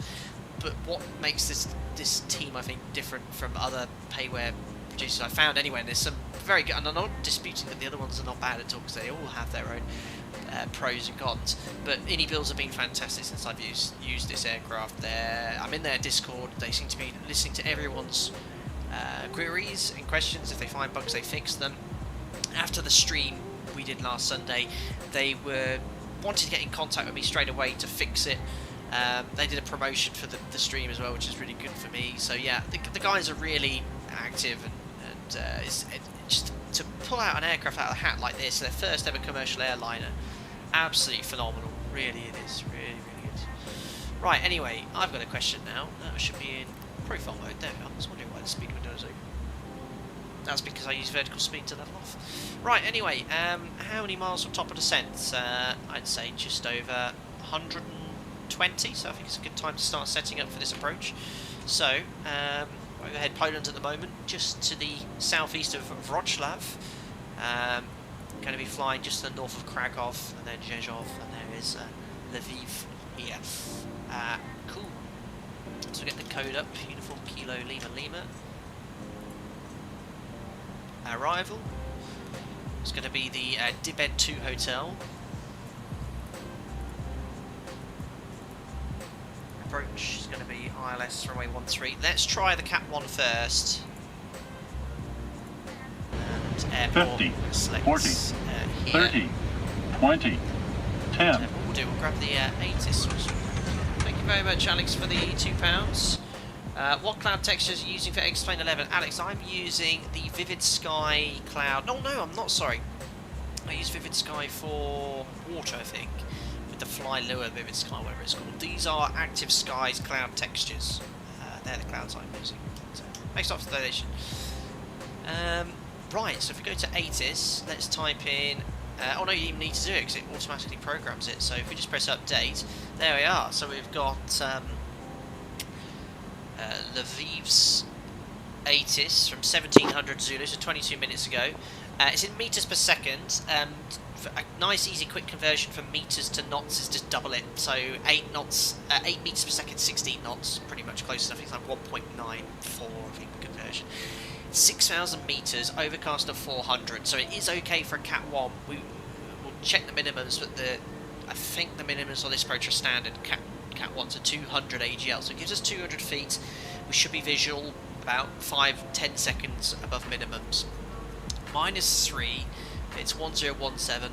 There is a Monty here. It's basically a runway state decoder, but it just says runway 13 is clear. No significant change, and it's from VATSIM, so that's it. So we've got the weather. Let's now go through the setup here. So descent preparation, check the ECAM memo status. And nothing unusual is here, which is good. Weather and landing information we've obtained. Note the QNH, which was 1017, so we'll set that. Make a note of that. FMS page, so make sure you have departure arrivals set up, which we did on the ground. There should be no changes to that. So I'm pretty much happy with all this. And now we're going to step through it, make sure we're happy as well. Oh, I need to put the descent forecast winds in, which is on progress page. There we are, descent forecast.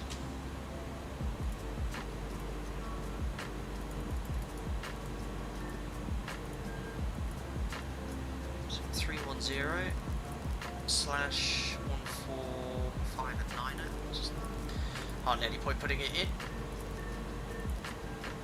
200 158/12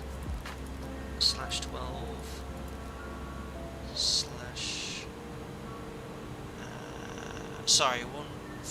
I've got to put level in. 200 /158/12. Not 100 /156/17, and then additionally we also put the weather, the wind at the aerodrome as well. So if we remember off the ATIS, meters per second, so yeah, 140 at 16, we'll put sort of straight level pretty much. So descent forecast winds are in. Let's step now for our flight plan, make sure we're happy with the arrival. So expecting the Dibed to hotel.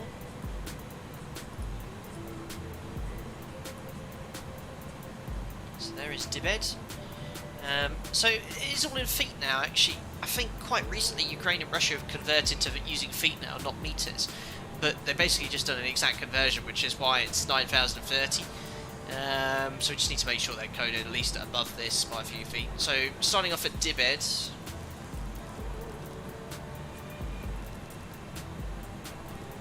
There it is.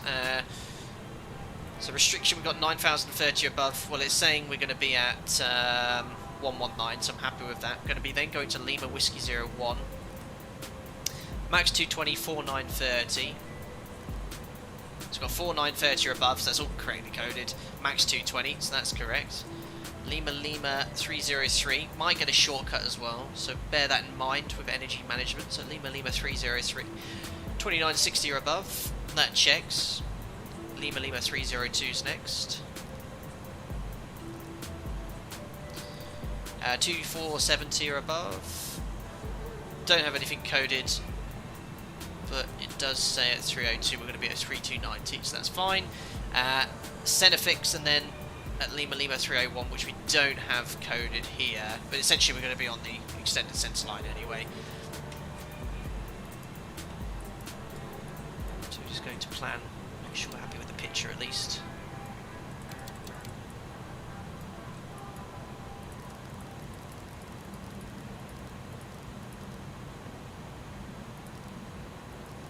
Okay. So we've got Lima 302, Centerfix, Live, and that takes us all the way to the runway, I think. Just double check this. Lima 302, Centerfix.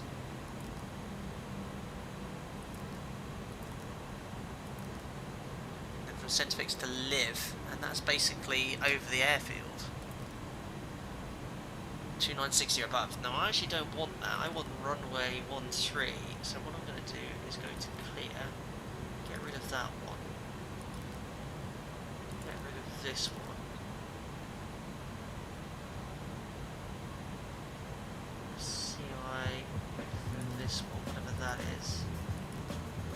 this one.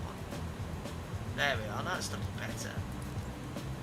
I did that on the plan, so I've just basically joined up. Otherwise, it can happen in 7.3. I think it could be to do with the procedural approach. Some waypoints are generated, but you can see now it's 303, 302, centre fix, Lima 301, then the runway. So that's looking good. And then we wanted Lima 301 was hard at 2470. So at 2470. So that should, in theory, the VNAV profile mode should get us close there, but like the Real A300, I was watching some videos on this, it was very unreliable. It wasn't often used by crew, so don't expect it, say, like in the 737, to nail the profile each time. You often have to go out into other modes like level change or vertical speed, but we'll monitor it, do 3 times our height, see how it works, and if it isn't working, we just can revert to level change or vertical speed, basic pitch mode. So I'm happy that the FMS is coded correctly with regards to the arrival. RNAV required is holding over Cusack, which is actually from a different direction. Where is Cusack? Sorry, it's over there. That's not for us. But there doesn't seem to be any holds on our arrival. But we're happy. We've checked all these points now. Get us onto the centre fix. Here's the ILS we're going to be flying then. The Cat 1 initially. Hopefully we'll get in off this. So we're going to have the frequency 109.5. Is up here. 109.5 is already active. Course is 130. I love this button here. It basically lets you set the reciprocal, which is really cool.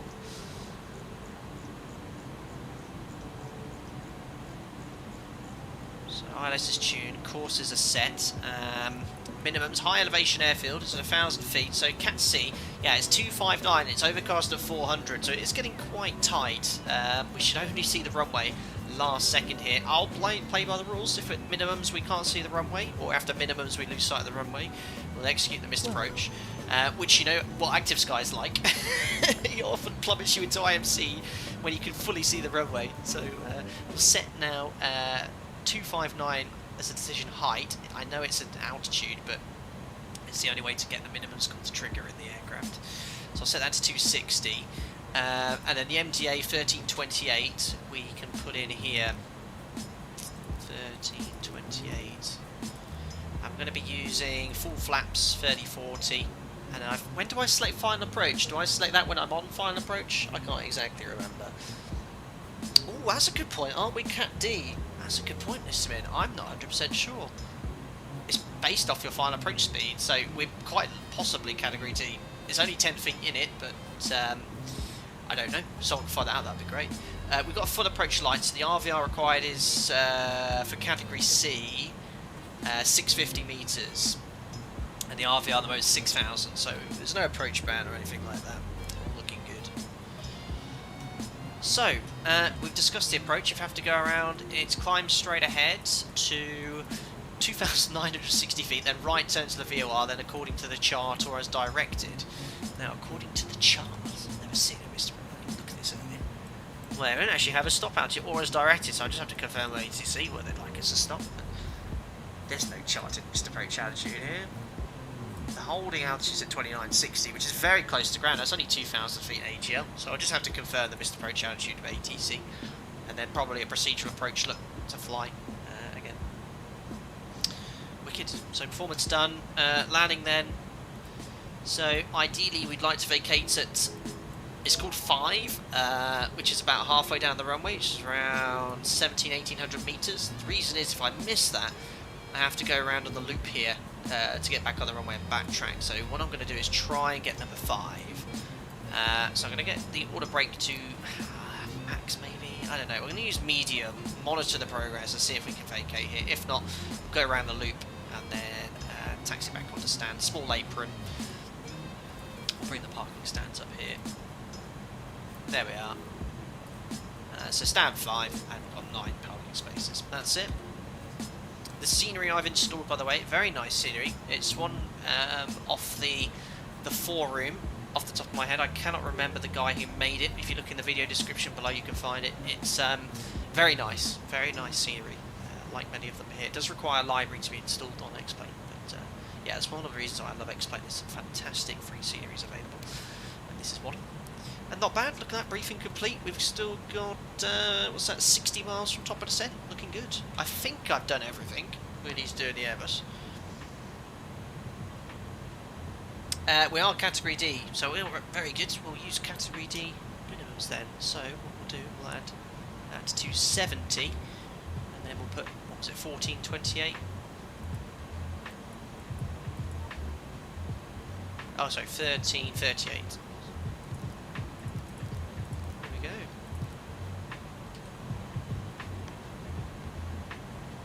go. Froggy, how do you know what auto brake to use in real life? Well, in reality, you'd be calculating the landing performance using an accurate performance calculator or a table or a chart, which I don't have access to.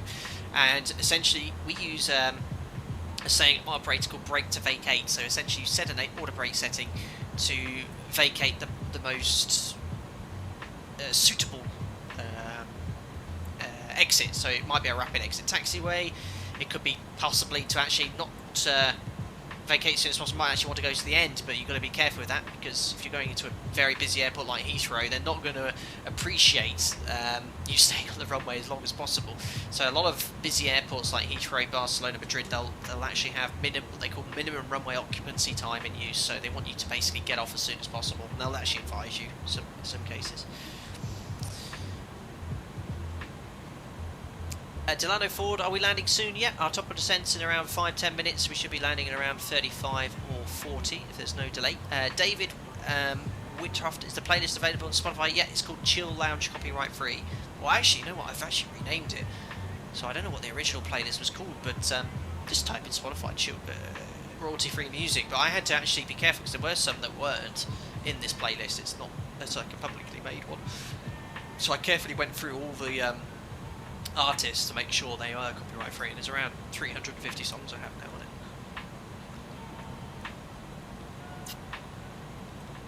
Have you flown to Heathrow? I haven't.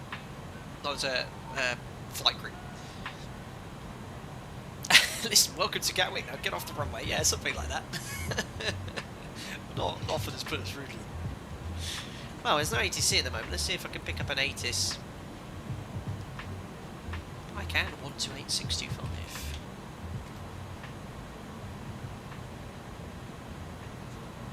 So you can pick up a box too.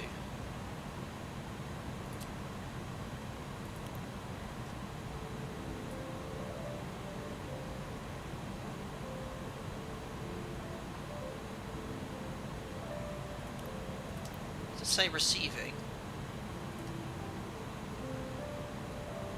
Our next pilot's receiving it, but I'm not hearing anything on voice. Not sure. Let's try this one. Oh.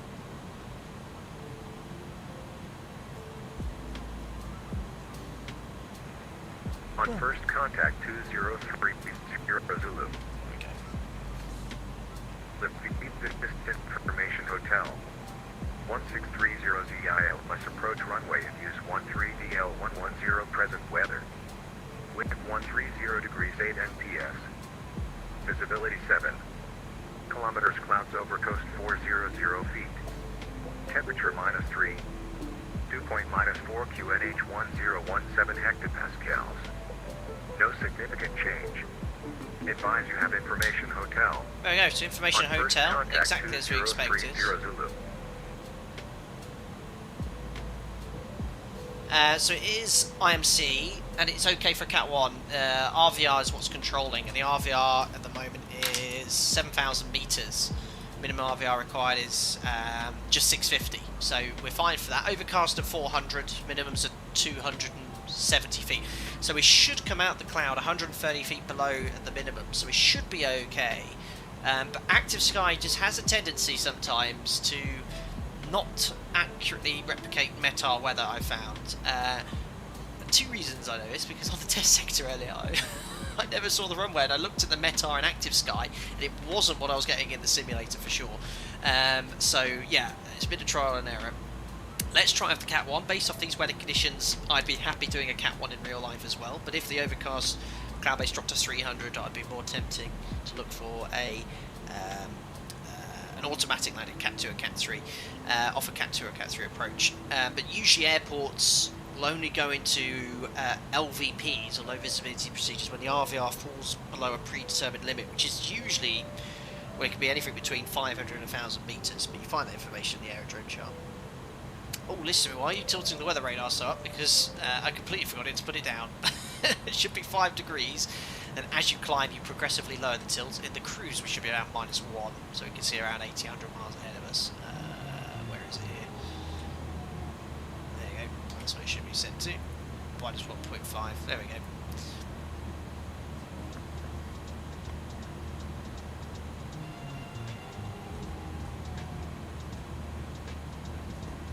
Very good. Apologies, what's with the dancing thrust limit? That's a little bug. iniBuilds are aware of it, I've been told, so that will be fixed ASAP. It shouldn't be doing that, obviously. Captain DC, let us hope for a butter landing. Thank you.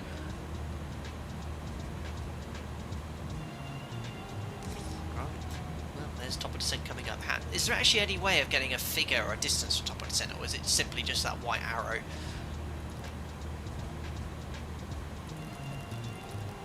I really don't like how it doesn't show you the active waypoint. There we are. About to look story. So, what I'm going to do now is there's no ATC here. I'm actually going to set a lower flight level in anticipation for the descent. So what I'm going to do is have a look at the arrival. We've got dip head at 9,000, so let's set 120. So something random. Am I right in thinking that it should now, at the arrow, automatically descend? Progress page. Possibly, Greg.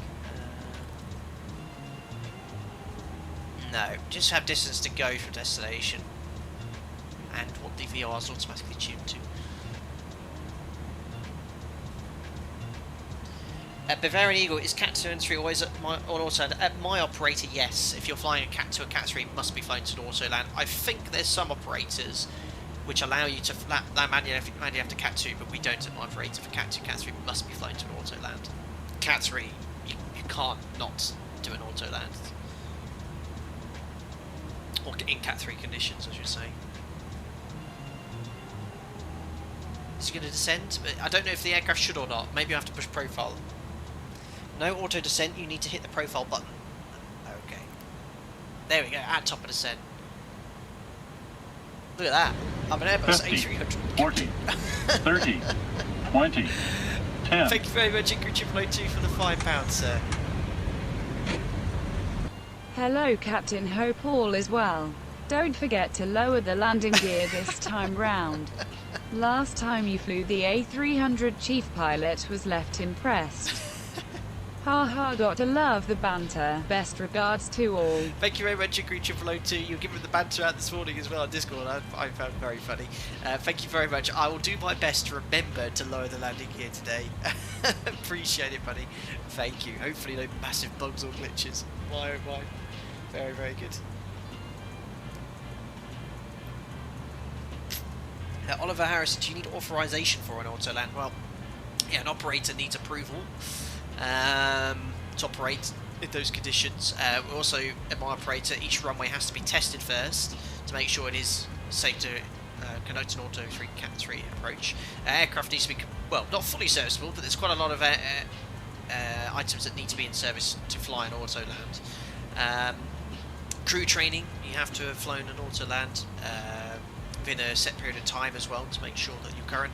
It's you know, the thing is though, an auto land approach, I'm talking about flying this in actual Cat 2, Cat 3 conditions. The aircraft, I'm talking about the 737 here as well, it is capable of doing an auto land off any ILS approach. A Cat 1, Cat 2 or Cat 3, it doesn't matter.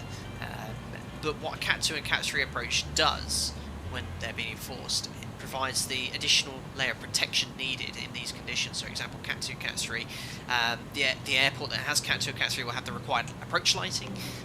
They'll have the hold points further away from the runway if required, so the ILS frequency doesn't get affected. I think there's other requirements. Again, this is outside the scope of my knowledge, but I think things like backup generators are required to ensure that the signal doesn't go. But you can find this information readily available online. But from our point of view, when conditions are approaching the limits required for a Cat 1, if the airport hasn't done so already, which they usually do, we'd be requesting a Cat 2, Cat 3. You can do a practice auto land in VMC, there's no problem at all. You just have to ensure that, are we going right? Hey, up, guys. Zebo mod does this sometimes. You just get to a waypoint and sometimes it just sequences a bit early and starts turning the wrong way. There we go. Keep an eye on that. So yeah, Cat 2 and Cat 3 you can do on any runway, even in VMC, and you can do it on what they call an unprotected runway as well. But you just got to bear in mind that if aircraft crosses the runway, it'll bend your signal. You have to be ready to disconnect. But, yeah, I have a Cat 2, Cat 3 tutorial which explains all this. You might find it interesting for those of you who are interested.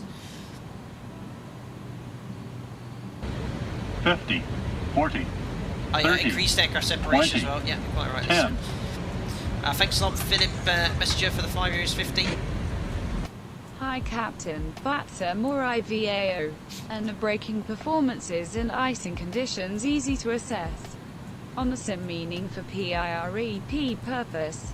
Fly safe, thanks. Excellent question, Philip. Well, firstly, I'm on VATSIM. I don't use IVAO, and that is nothing against the team at IVAO. I just happen to have been using VATSIM from it started. For me, it's the only client I sort of need, so maybe one day I'll try it. Our braking performances and icing conditions easy to assess in the sim. No, not in a desktop simulator. We've experienced this recently. X-Plane's depiction of just a wet runway, it's like you're braking on something equivalent to very poor braking action. We discovered it nearly went off the runway in the Zebo mod when we were in, I can't remember where we were, it was like 25 degrees outside and no rain, and it was like, why are the brakes not working? So yeah, I mean, I could give a PIREP, but it very much depends on what the sim is. What a PIREP is, guys, simply stands for pilot report, and in the case of braking action, you can tell ATC your assessment of what you think the braking action is, and we measure braking actions in all sorts of different levels. So a good braking action, so it would be on a dry or most typically a wet runway, and then we have medium, poor, medium good. There's different levels there, and essentially we have a table. We talked about this actually not too long ago because we were landing somewhere with snow. We have something called the TALPA matrix, which stands for Takeoff and Landing Performance Assessment, and based on what the runway condition is, this table will tell you what the braking action is. Now, for takeoff, you can only use certain. You can only use the table in certain situations. For example, if there's loose contaminants, you can't use the table. You have to use the. There's other ways of working out your braking action there. But for landing, you can use the table for any of the contaminants on the runway. So it simply says on this table, what's the contamination? Is it wet snow?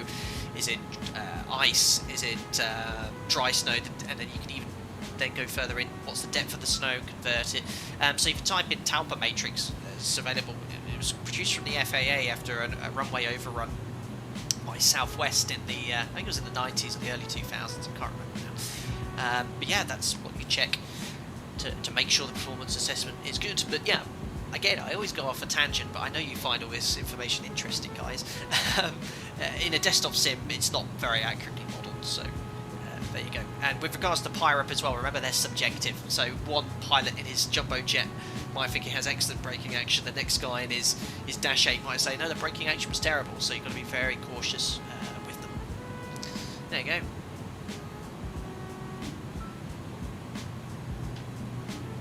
Matt Burgess, would the ATIS tell you if Cat 2 or Cat 3 approach is in use, or do you make the decision yourself? They'll tell you if Cat 2 or Cat 3 approach is in force.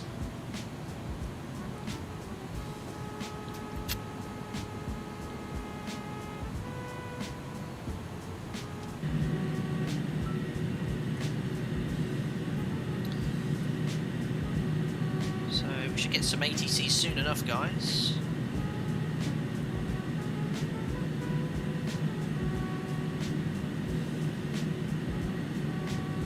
Oh yeah, the 737-800 MAX had the first passenger flight, so yeah, in Brazil I saw. So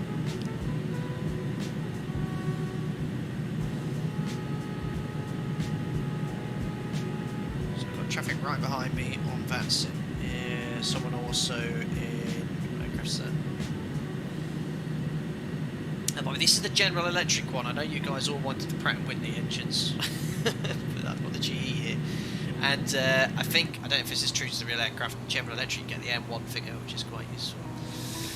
So, this is where I get a little bit confused with what the system's doing. We're in vertical deviation profile mode, so this is VNAV essentially, and I believe this blue arrow here is our target speed, so 263 knots, we're doing about 270, 280. So if we're in the 7.3, we'll be getting a message drag required, but I'm just going to leave it in the profile. We're not under any speed restriction here until we get all the way to Lima Lima Whiskey 01, so I'm just keeping a close eye on it.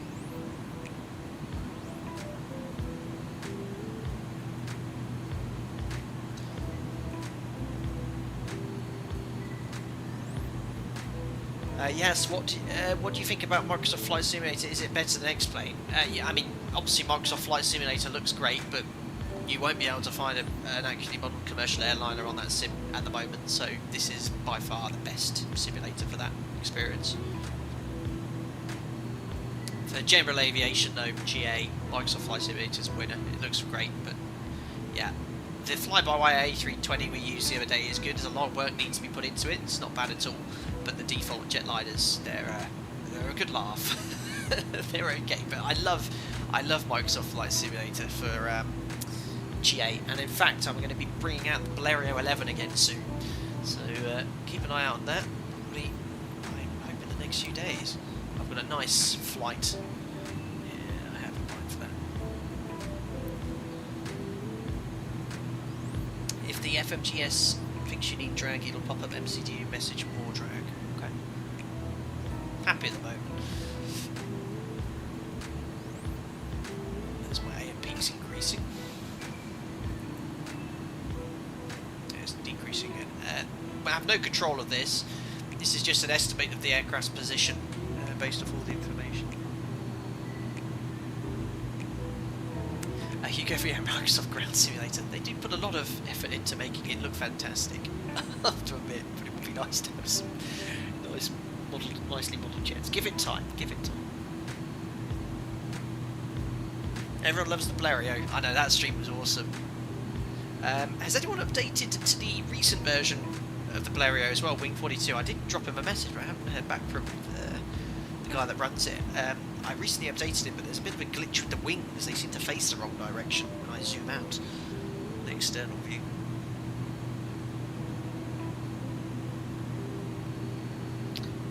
Right, approaching some cloud here, but I'll keep it descending. Let's get an update on this weather. About the same. Oh, overcast is 300 twice. Cloud base is dropping. Right, this is getting really close now to me wanting to do a Cat 2. I mean, what would you like to do, guys? I mean, I'd be overcast at 300 for a Cat 1. I'd be really kind of more approaching wanting to do a Cat 2, even though the RVR is okay and we should be fine. But 6,000 metres, that RVR's dropped, doesn't it? Yeah, it was 7,000 metres, and as it gets later, it's only going to drop further. What do you reckon, guys? Cat 1? Cat 1 fly missed approach and then try Cat 2, or straight into the Cat 2? I'll let you decide, but if I was flying in real life right now, I'll be opting for Cat 2 for me.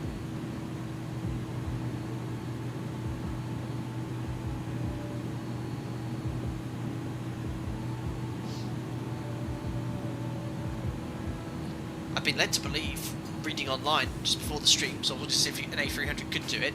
Apparently Autoland works completely fine. We need to poll it, don't we? Whatever would be the most realistic. Andy, okay. Cat 2 it is then. It would be a Cat 2. Alright, well, in that case, first officer in real life would be flying as my operator. Not much to change really, guys. It's just essentially the minimums, and there'd be a lot more briefing elements of it. What I might do is actually grab my operator's QH, and we'll talk about very briefly some of the requirements here. Let me just grab the Cat 2 chart. Actually, it's JEP, they all have separate charts for Cat 2. There we are, so Cat 2, same ILS frequency, minimums then RA 178. So it's actually quite high above the ground here. Sorry, interesting. Height 1249, 180, but there, yeah, RA at 178. So let's put 180 and 12. It's an. I know it's an MDA. You wouldn't usually put this in here. But I'm just going to put that here. Because I don't know what they do in real life, just in case it triggers a minimum school or something. It's essentially the same. Flight, except you fly dual approach. Oh, Cat D. Yes, yes, yes. Very good. Just just testing it. 191. 195 then. 1263.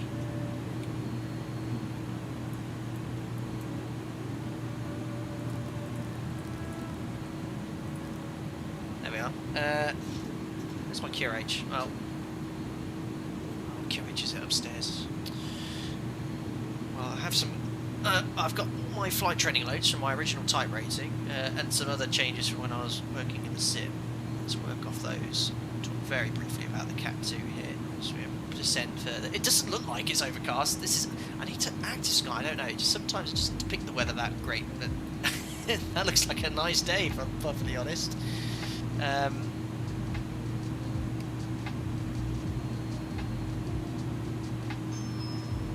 Door, someone's at the door. Mariner! Number one's calling on my coffee. That's the worst possible time. I hope they don't want to speak to me.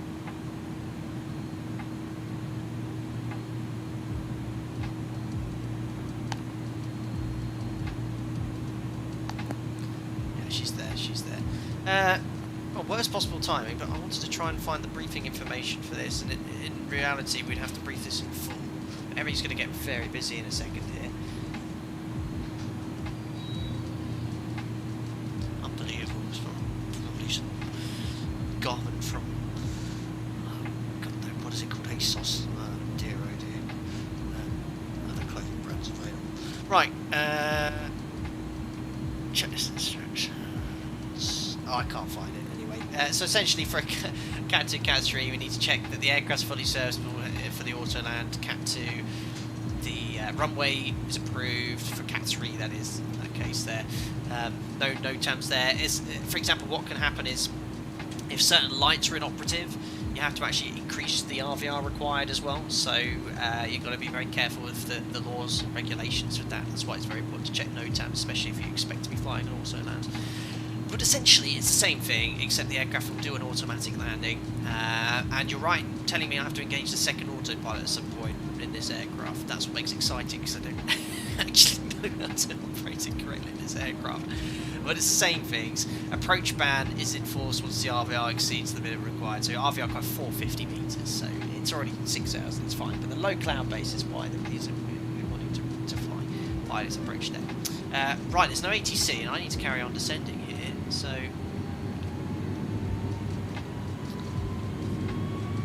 at the moment there's no ATC, so what I'm going to do is step down to 5,000 feet, which is the next altitude.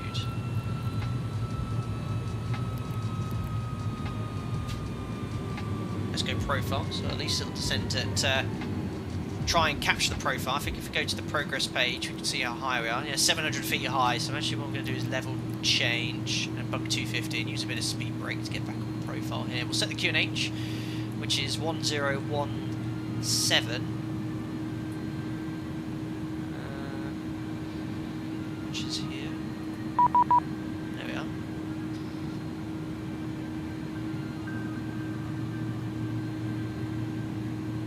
Set 3 times, and we'll keep going at 250. I'm coming. Got centre telling you to contact me, and approach. Who do I contact? Centre approach. Centre wants him to contact me. Let's go with centre first. He's probably going to have to be straight over anyway. 13405. Centre, good evening. Alpaca 12 Kilo Lima is descending to 5,000 feet. QNH 1017. Inbound to Lima Whiskey 01.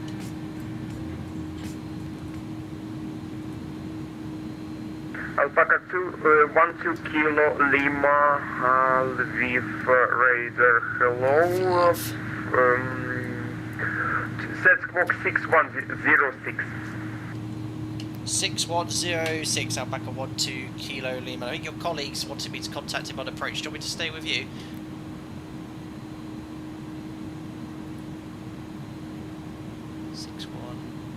Alpaca 12 Kilo Lima, after setting squawk, contact Lviv Raider 120.525.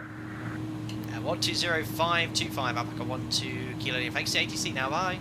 I'll be here very briefly. Fine. Perfect, there's approach. Back on the profile, just below it though, that's fine. We're going to bring the speed back to 220 knots now, which is complying with that restriction ahead. And and it gets us into a position where we can configure quickly for the approach. I'm just going to do the post-cruise checks as well, just before we check in here.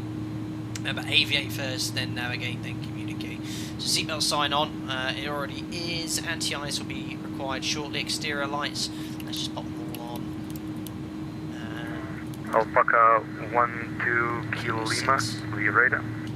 Lviv radar, hello. Alpaca 12 Kilo Lima, descending altitude 5,000 feet, QNH 1017, inbound to Lima Lima Whiskey 01, copied information hotel.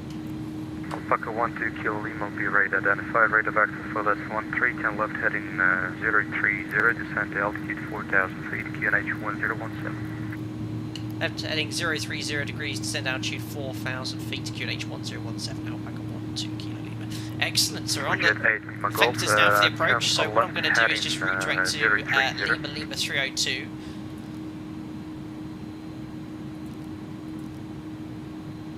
Insert. That stays in heading in this aircraft. Nice. How high are we on this profile then? So saying we're about 500 feet high, not bad, so we'll use a bit of speed brake again. Very effective on the 300. Oh, we've got traffic on TCAS as well. How cool is that? These guys haven't missed anything, have they? iniBuilds. So nice sensible speed, 220. Speed brake in this thing is very effective. Profile's going back there.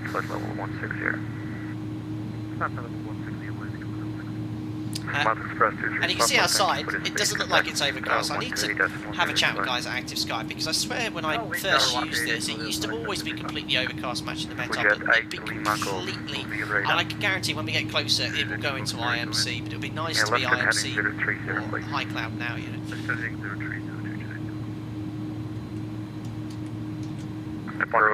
Alpaca 763, flight level, correction, 9,000 feet. Perfect. So let's put these switches to Stand by, Alpaca 12 Kilo Lima, descend at 3,000 feet. descend altitude 3,000 feet, Alpaca 12 Kilo Lima. So we've got the ILS tuned, 16 DME, 50, target 40, speeds. 30, Reduce shortly, I think we're okay. 10. Thank you very much, Andy M71 for the £5. I did manage to get airborne. Finally, I'm going to be landing about half an hour after you. Runway So 13, watching to see and what we have I'm the QNH supposed for to do in EDDP this scare bus thing. Alpaca 763, the QNH is 1. Thank you very much, Andy. I'm glad you got the issue fixed. I did hear you having a few issues with the taxi. I think you might have had the same issue I had testing, which was the with the gizmo. But glad to hear you got it all fixed and have a safe flight. It's foggy. Jet 2406. Awesome. Turn Right, right look at heading the alerts. 320 and report your heading to Lviv radar 134.05. Goodbye. And we're looking okay. Actually, I think we're a bit high here. 5,000. Let's keep the speed brake out a bit. So 15 miles. Yes, it's only final we're around 4,000. Mail 100, information, India, QNH 1017. Alpaca 320 November, Lviv radar identified, descend What I've heard, Active Sky is limited by the fair enough, yeah, I think expert level is quite limiting perhaps. I swear it used to always be overcast. I don't know if there had been an update or something. Alpaca 12 Kilo Lima, turn right ahead in 100, cleared ILS approach runway 13. Right, heading 100 degrees on that heading, cleared ILS 13, Alpaca 12 Kilo Lima. So 100 heading set. 040, descend 3,000 feet, speed 210. It's around 14 miles, we'll select the first notch of flaps. Right, disconnected. Heading 040, speed 210. Oh yeah, we're way below the glide here, so 14 miles, let's select vertical speed and set 500 feet per minute. And Fujet 8 Lima Golf Star, and speed localizer. I mistimed that because I forgot the elevation here is 1,000 feet, that's why. 180 until established on localizer or greater. 180 or greater to establish on the localizer Alpaca 12 Kilo Lima. So we'll say at 190. Alpaca 763, descend to 4,000. We'll say at 190 knots. So yeah, a little bit low there. That was completely my fault because I was thinking 3,000 feet, 10 miles, but I forgot the elevations of 1,000 Alpaca feet. 320 November, fly Right, how do I get the Cat 2 engaged? Is it I engage land, then the second order pilot? Is that correct? I hope so.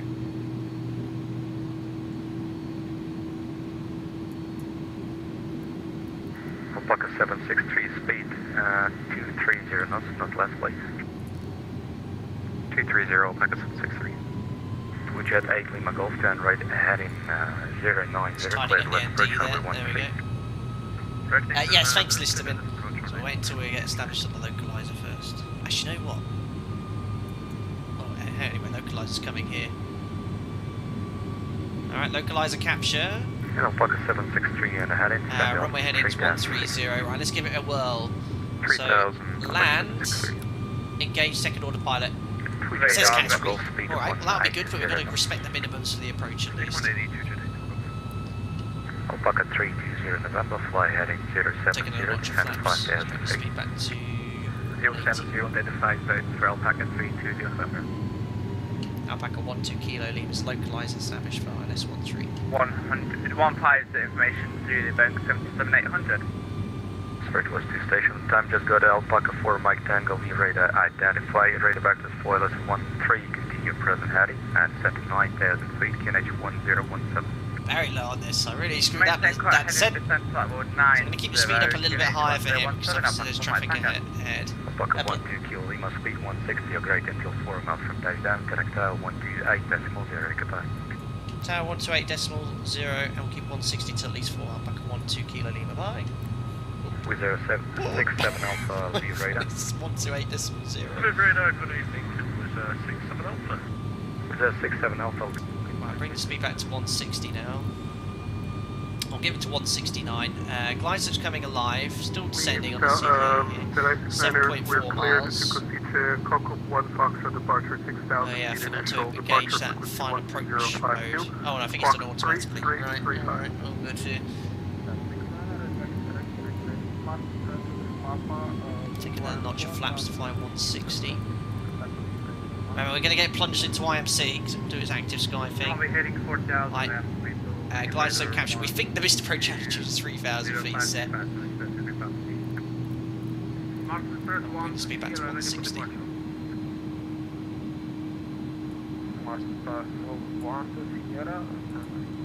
So we're going to do this as auto land down to the minimums, 195. There's the altitude, that's the height we're interested in here. Lviv Tower, hello. Alpaca 12 Kilo Lima established for Cat 2 ILS approach runway 13. Alpaca 12 Kilo, good evening, Tower, minimum approach speed, please continue approach runway 13. Minimum approach speed, Alpaca 12 Kilo Lima. Very good, alright, let's configure. Gear down, that's working today, good sign. Select the landing Clear flag. to the course, Smartest 1 to Sierra, thank you for your control, bye. Which was 142. And Lviv Tower, good evening, 218 Golf, ILS runway 13. So landing checklist, speed brake is armed. Gears down, 3 green. Ground spoiler is armed as well. Oh, come on, 142 knots. Flaps, landing flaps selected. And that's it, check's complete. We're going to go into IMC any second now. Classic active sky, but it's looking very stable. Hey guy, are we supposed to go inverted around now? Something like that. Looking good. Wait, you can tell about sky, it always goes a bit yellowy when you're about to go into IMC. Unless it's working now. Seems okay.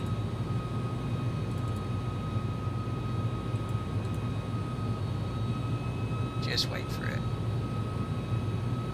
I'm just checking the settings here, make sure it's all there.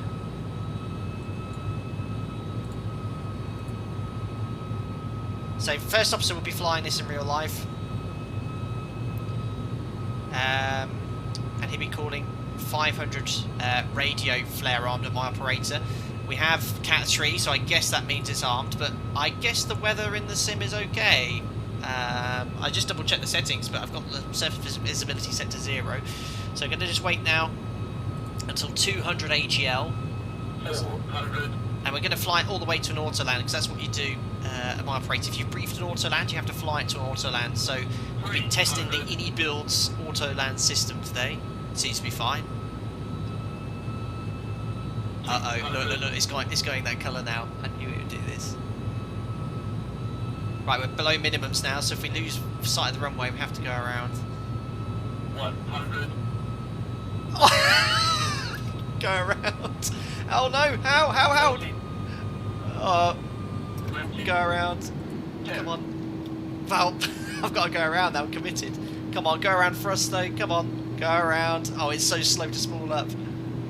Come on. Come on. Oh. Speed. Disconnecting the autopilot. Go around. I knew it would do that. Oh, there's the runway. Yeah, that's not good. Go around. Retract the flaps. Active Sky, love you. Flap 15, set ground thrust. Positive rate of climb, gears coming up. Oh, unbelievable.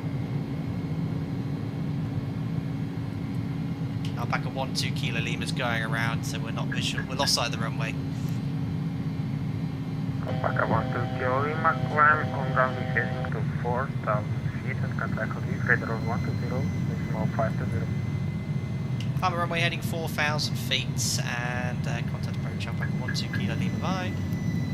So 4,000 feet. This misapproach is a mess because the aircraft is unfamiliar. Trimming nose down here. Oh, speed. Runway 13 Kilo Land 208 Google. So what I'm going to do is, because this is just typical Active Sky, I knew it would do that because it did on the test run, is basically climb straight ahead 4,000, out holds engaged, heading select. Let's get the automation in here. Select notch of flaps. And what I'm going to do, I'm going to get vectored for another approach, but I'm going to change the visibility settings in the settings here to make sure I'm visual. I know that's the thing is the weather is fine here. I've just looked at the current METAR in the Active Sky. It basically says it's overcast at 400 feet, 6,000 meters. So you can get in off a Cat 1. It's just the radar. Right, let's contact. S23 Papa, fly heading at 320. This approach was a mess because I don't know how it works in this aircraft. I pushed toga, the thrust was nearly crashed. Alpaca 1-2 Kilo 10, right heading 280, please. Riding 280 degrees, Alpaca 1-2 Kilo Lima. Well, have another go. Smart first 120, contact will be radar 134.05, goodbye. So yeah, that missed approach essentially. What happened was I firewalled the thrust levers, but the thrust didn't come up. It was completely locked. So I think in the real aircraft, obviously you can physically move it, but I think when you look, I think I'm moving the thrust now. In the iniBuilds, it's locked it, so I can't. So when I firewalled it, the thrust didn't move. I was like, oh no! So I scrambled to push that toga button, which is here. That worked, but the engines are so slow to spool up on this aircraft. Visa 67 Alpha, speed 210 knots, fly heading 020. They take so long to spool up, basically I had to be like, whoa, okay. 10 knots, I had to basically firewall it again, but it was very close to stalling. Let's get 115, rate of active, right, let's try and reselect this approach again. 6,000 feet. Is altitude 6,000 feet by present heading, sky 115. Uh-oh, so it's already allowed that. Let's hope we don't crash it again. How do I... Alpaca 320 November, speed 180 knots until 6 miles from takedown. How do I, in an Airbus, reselect the approach? 180 until 6 miles touchdown, 138.0. That's my next question. I mean, I can fly it and heading anyway on the ILS, so it doesn't make much difference here. With 67 Alpha, fly heading 060, speed 180 knots. Not a good day for Alpaca, just landing by 300 with an engine out. We always have eventful flights here, but that was very much down to X-planes, weather, approach, Active Sky's depiction of METARs, just sometimes can be a bit off. I'm looking at it right now, and I'm looking at Active Sky's current conditions for Lviv, 13014, 6,000 metres, overcast at 300 feet, so it should be completely fine to get off this now. Descending 4,000, heading 360 vectors for ILS. Check if it got to go around 67 Alpha, turn right heading 100, cleared LS approach runway 13. It's on approach mode, but I'm sure it went to go around mode. 100 cleared ILS. Anyway, we'll get on for another approach here. I've made the setting in Active Sky, which is the minimum surface visibility of 1 statute mile, which should make it enough. Alpaca 1-2 Kilo Lima, rate of access for sequence, fly heading 260. Heading 260 degrees, Alpaca 1-2 Kilo Lima. Sky 115, So basically now it should present heading. give us the required Set visibility. 5000 by present heading, Sky 115. So I know it's, now what I would be doing, guys, you know I like to do things very realistically in this channel. Speed 160 knots up on You know, had we actually gone around because of visibility, 67 Alpha, and it was actually correct, I'd be considering diverting or perhaps having a second approach in the same conditions. But it's just I know right now we can get in off the Cat 2 based off the METAR. So it's just the explains the depiction of the weather. But it's a shame. But we'll try again for another Cat 2. Alpaca 4 Mike Tango, keep 160 until 4 miles from takeoff. New destination to reselect. Speed 160 knots, still 4 miles, final tower 128.0, Alpaca 4 Mike Tango, thank you, bye. How do Smart Express 23 Papa, turn right heading 050. Right turn heading 050. This is where I'm clueless. EGN 292, continue present heading, descend 3,000 feet. How do I select a second flight? Descending 3,000, gentlemen. Please don't bug out on me again.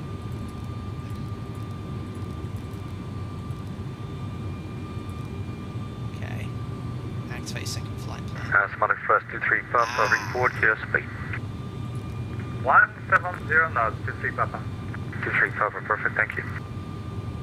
EGN 292, Look at that, didn't speed break or anything. 210 Well done to the guys there. Right, direct. 210, gentlemen. Sky 115, turn right heading There we go. 320. Right, got something in there. Right Perfect. heading 320, Sky 115. Sky 115, reduce speed Thanks, Kieran, as well. 210. Got it there anyway. Right, let's fly Speed again. 210, Another approach. What's the fuel 115. situation? Alpaca 12 Kilo Lima, fly heading 330. Heading 330 degrees. Alpaca 12 Kilo Lima. Approach Alpaca 763, missed runway 13. So yeah, everyone's visibility you'll is be ready to identify, fly heading, right heading So 290. 330, now on a base leg. 290, Alpaca 763. 4,000, Sky 210 knots is 115, fine. set Yeah, at fuel, 4,000 so we got Set 400, 8.6 Sky tons, 115. still plenty. Smart Express 23 Papa, turn right heading 090, clear to let's approach runway 13. Right turn 090, clear down, let's approach runway 13, Smart Turbot Express 23 Papa. was 4.3, so we've still got at least 45 minutes of fuel here. So we've got at least enough in the tank for a second approach here. Well, we're not even on a base leg here. We're kind of like an outbound base leg. Let's bring the speed up to 220. But yeah, how fun. AGN 290, Listen, the reduce A300 speed burns about double the 180 amount of the knots. 73. Yeah, I noticed. 180, gentlemen.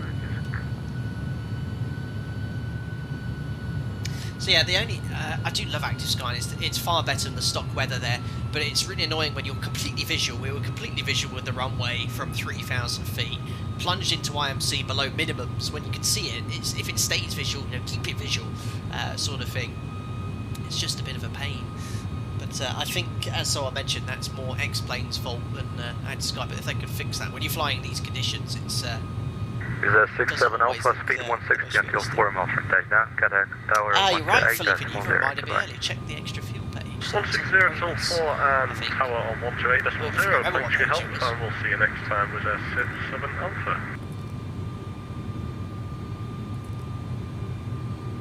I can't remember what page it was. Progress. Fuel predicted. Oh look, no. Oh, loads of extra. We got an hour. AGN 290, sir, reduce speed of 180. Yeah, it's an explanation. Yeah, sorry, Active Sky. It's explain. We are 185, reducing 180, gentlemen.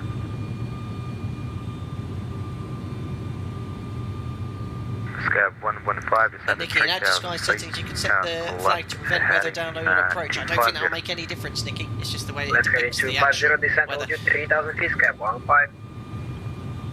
Let's actually get another update on the actual weather. Update. No update. So right now, that's the latest one, 1860, literally right now. From 1800 Zulu, 16 minutes ago. It's dropping though, 5,000 metres light, slow, mist, overcast at 300. So again, off a Cat 1, I should be completely fine. Coming minimums at 250, so just below the cloud base, I should be visual. So I think regardless of what happens, I've changed the visibility, minimum surface visibility setting. Completely to an auto land, because that would be the most realistic when we've been diverting in this weather. 160 to 4 from touchdown, so expect to see balance. Apart from that, the GM 290, reduce speed 160 knots. Apart from the jumping up and down airborne, which they know about, but absolutely beautiful.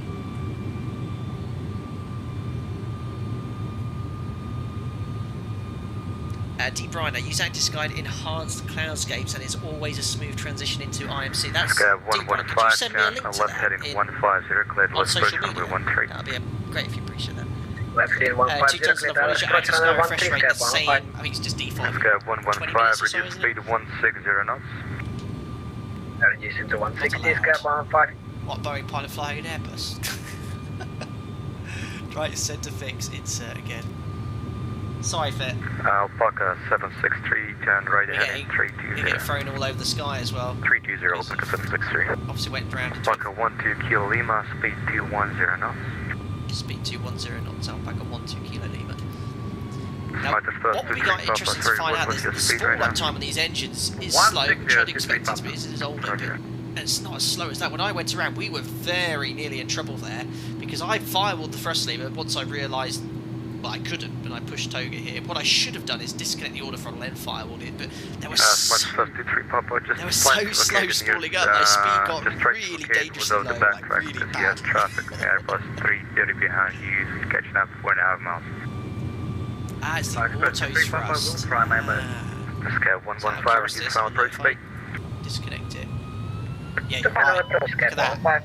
That's far better. So what I should have done is disconnected that auto throttle. But the thing is, the button I have assigned doesn't do it. So had I done that, so the auto thrust is... Alpaca 12 Kilo Lima, turn right heading 050, speed 180 knots. Right, it's 050 degrees, reduce speed 180 knots, Alpaca 12 Kilo Lima. So yeah, in hindsight, what I should have done is disconnect the auto throttle, but the only way I can do that at the moment is pushing that red switch, which that dynamic phase is difficult in a desktop sim. Right, select a natural flops. Alpaca 12 Kilo Lima, descend at 3,000 feet. Descend 3,000 feet, Alpaca 12 Kilo Lima. Let's select a notch of flaps. 180 knots. Another notch. Alpaca 12 Kilo Lima, reduce speed 160 knots.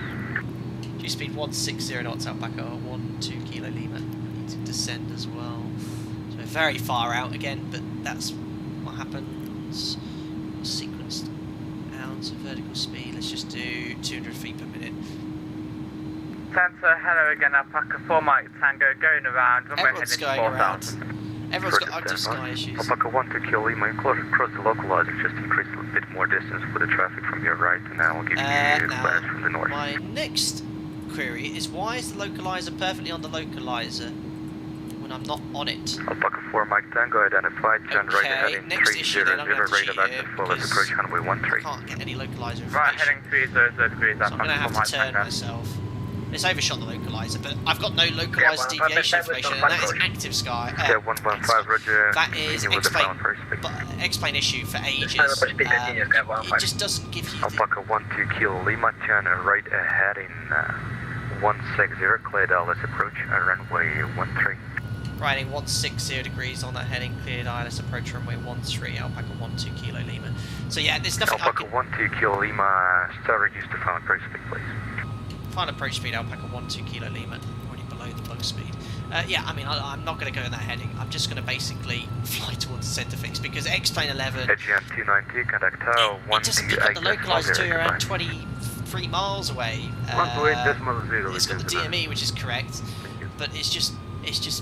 Alpaca 763, speed 210 knots. Right, insert direct centre fix again. So that gives me a rough idea where to go. I am pretty much on the localizer, so I'm just going to stay on the heading. He wants minimum approach speed already.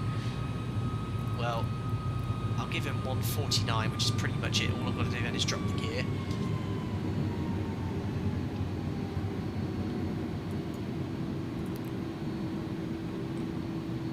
But yeah, I'm not getting any ILS information at the moment. It's staying heading, vertical speed and altitude. Let's just see at what point we can actually pick it up. Lviv radar, good evening again. With 67 Alpha with you after the go around. Everyone's going around. With 67 Alpha, Lviv radar identified. Continue climb 4,000 feet. There we go. And look at that, just like that, localizer's now come in. So it was around 21 miles that X-Plane picked it up. Should be a lot sooner. 67 Alpha, sorry, what was the reason of go around? Low visibility and an offset ILS for Wizz Air 67 Alpha. So that's localizer. Localizer alive, localizer capture. Runway heading 130. We'll just keep it setting at vertical speed here. Let's update the weather again. So it's fine. Alpaca 763, reduce speed to 1. Everyone's going to have this issue if they're using active Sky and X-Plane. This is fine. You can get off a Cat 1 ILS on this. Overcast at 300. You saw what happened on our approach. We just thrown into IMC. Alpaca for my Tango just saying out, go around wasn't weather related, just we didn't button it. Oh, for goodness sake. Alpaca 763 descended 3,000 feet. 3,000 Alpaca 763. Gear, yeah, we'll put the gear down a little bit later. We're still at 18 miles away. It did say minimum approach speed, but we're only literally 9 knots above it. You can see traffic ahead of us. A little bit lower. Alpaca 763, turn right heading 100, clear Dallas approach runway 13. Guys, let me know in chat what's the time. Right heading 100, Do you want me to cleared Dallas. be realistic and ignore the fact that we can't see the runway perhaps, or if we're not visual at minimum to go around again and we divert to Zhezhov? In fact, what's the weather in Zhezhov? It's probably doing exactly the same. No, Zhezhov is perfect, overcast at 600, no problem.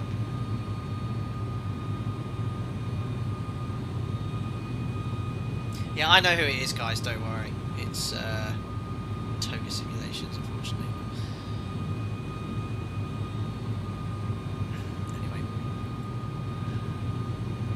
Right, 2000 AGL, 15 miles, but that's not much we can do about that. It's being vectored up here. Be realistic. So be realistic would be basically. Alpaca 763, speed yes, if 160 we're knots. following real weather, it's actually the fact 160 that Alpaca. we'll probably be plunging to IMC again. Now, what I am going to, because we're doing an auto land, it needs to leave the auto throttle engaged, but I really want to disconnect it in case I have to go around and immediately spool the engines up. But I know that I can quickly push that switch. But the fact that the auto throttle is very slow to respond is probably quite realistic, because the 7.3 auto throttle you always have to override. So that's pretty cool. So yeah, there's two realistics though, guys. There's realistic as in we actually follow the exact weather conditions, which would mean I would have no problems getting in off a Cat 2 approach, or realistic in the sim of the fact that if I lose visual sight of the runway, I immediately fly the missed approach. So realistic as in if you can't see, go around. Got your Boeing, okay. Very good. Well, in that case, we'd have to go to Zhezhov, and we have plenty of fuel.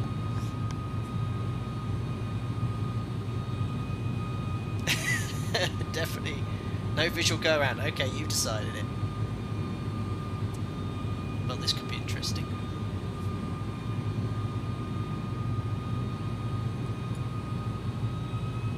So I'm just waiting for that glide slope again.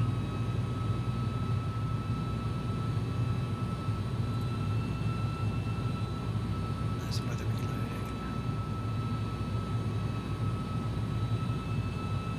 reloading. Yes, I'll arm approach shortly.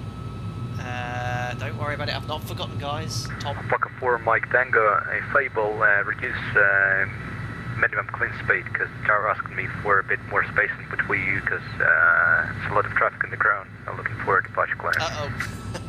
Well, I'm going to be probably, everyone's going to be diverting. Any nearby aircraft carriers? Alpaca 4 Mike Tango, view radar.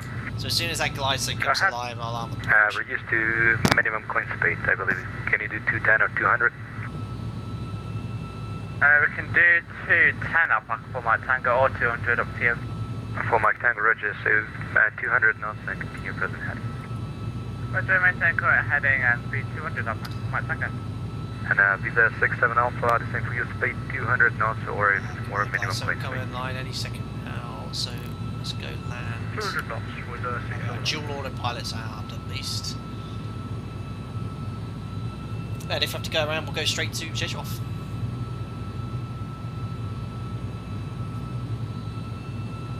Hello again, Scabon, Papa, mid approach. And we'd have to basically set position for... Okay, 115, Roger, continue present heading and climb forecast. Present heading, climb 4000 east, cab 15.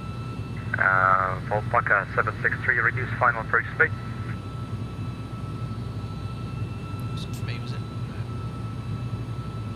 Alpaca 763, reduce final approach speed. Reduce final approach speed, Alpaca 763. Alpaca 12 Kilo Lima, contact Tower 128.0, goodbye. At Tower 128.0, Alpaca 12 Kilo Lima, bye. It's very busy leave tonight. See you next time. Bye-bye. До свидания. Oh yeah, what a brake setting. You're right. Let's go medium again. Right, what else do I need to do? Speed brakes armed. 470 standing by for the double clearance. And glide slope still not coming in because we're so only 2,000 feet AGL at 8 miles. Everything's armed though. Standing by Chevron K 470. 609, So someone's lining up. Line up and wait 13, Jelly 609. Tower, good day. Alpaca 12 Kilo Lima, establish ILS 13 at 7 miles. Alpaca 12 Kilo Lima, continue approach runway 13, minimum approach speed. Continue approach Alpaca 12 Kilo Lima. Just configure it a little bit earlier again. So gear down. And select landing flap. And it was...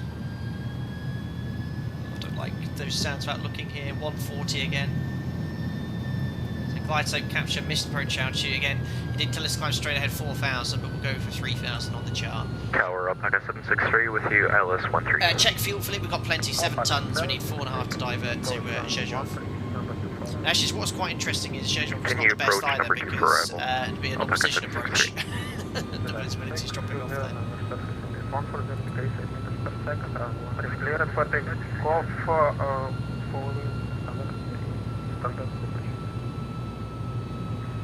Clear for takeoff 13 on Landing the standard checklist, departure. engine wing anti-ice, turn the wing anti-ice off now, we shouldn't be using continuous. So anyway, gears down, we've got flaps full, approach speed set, and just wait for our landing clearance. Here we go again, take 2.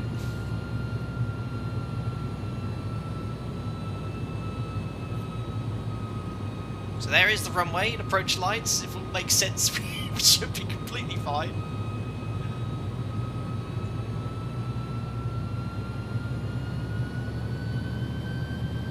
And we'll fly it to an auto land anyway.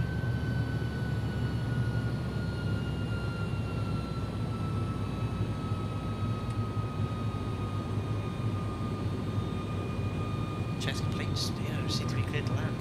No boga today. Certainly not here, and the event's so busy. Look, there's so many people trying to get away, I think. They said, well, I can see one at the whole point. That, oh my goodness me, he's airborne and crabbing. Right, should get a landing clearance now. Alpaca 12 Kilo, 140 degrees, 8 meters per second, runway 13. Right, 13 cleared to land, Alpaca 12 Kilo Lima. Right, landing check speed, clear to land. Remember, we're going to fly this to a Cat 2, or Cat 2, even though it says Cat 3. Fly this to an auto land. If my eyes don't deceive me, we're completely visual, but I think I know what's going to happen.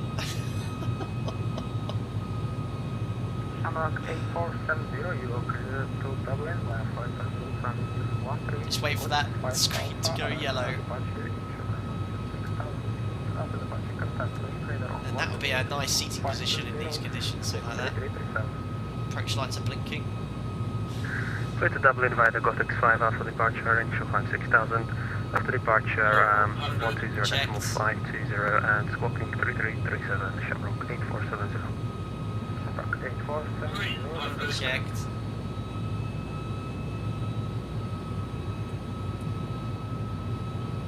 It's going yellow again, look. Here we go.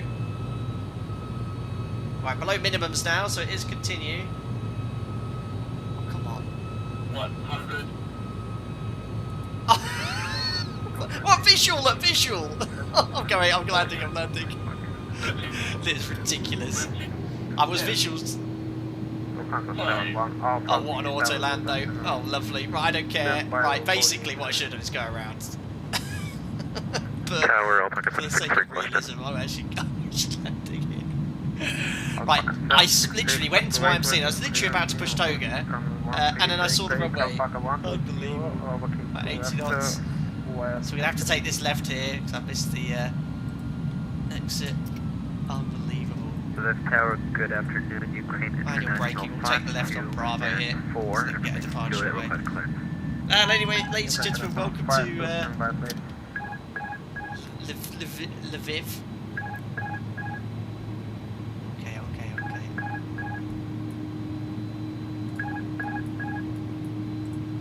That was so close. I mean, that was beyond sketchy. Yeah, that's a lot of explaining as well. So yeah, I should have gone around really. If you're below minimums and you lose IMC.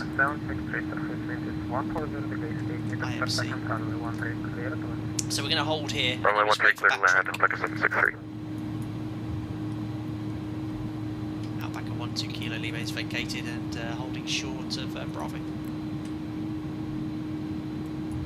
Alpaca 1 Kilo, hold short of runway 13. Hold short 13 Alpaca 12 Kilo Lima. Just cut those 3 seconds out of the stream. Yeah, exactly. Oh, Tower, Alpaca 763, well. I'm lined up at the runway. Yeah, so, I mean, that's just nothing you can do about that. That's just X-Plane 11. You know, you visual with the runway, you can see the whole thing. And then basically, went below minimums to continue or get the auto land to land. And then we literally went IMC, so I was like, right, can that.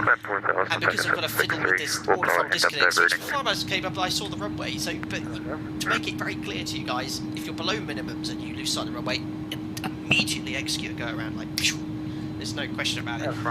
In a desktop sim, it's easier said than done. You basically got to heads down and I was like, oh, you know, let's just do it. And I was more wanted to see if the auto land Alpaca 1 Kilo, taxi back, check, run 13, okay, right, activation 5, 4, stand Bravo 9 backtrack and vacate via stand number 5, sorry, vacate at 5 and stand number 9 Alpaca 12 Kilo Lima.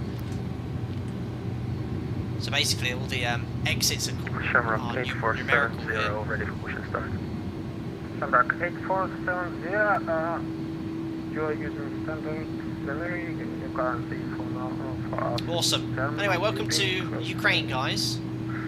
Even though push back and start up on your discretion and take down the holding point from 1 also.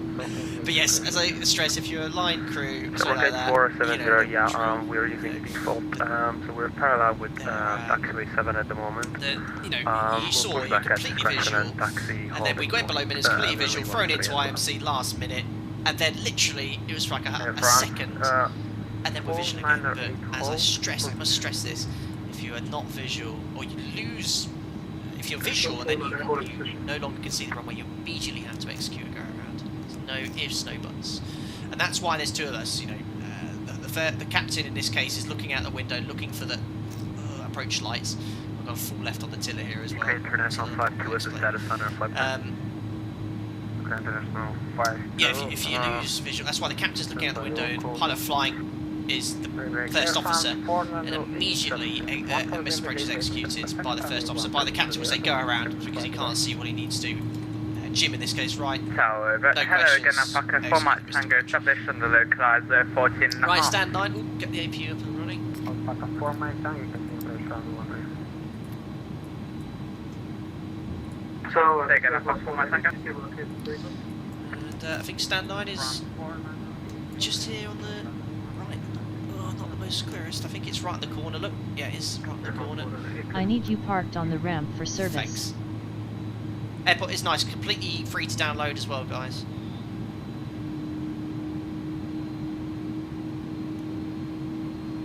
Right, lined up nicely.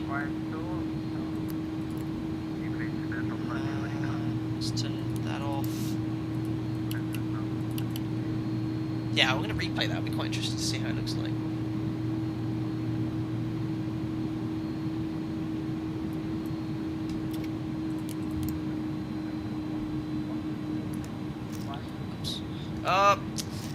The tiller on the X-Plane, I don't know if they've changed things recently, it's so sensitive.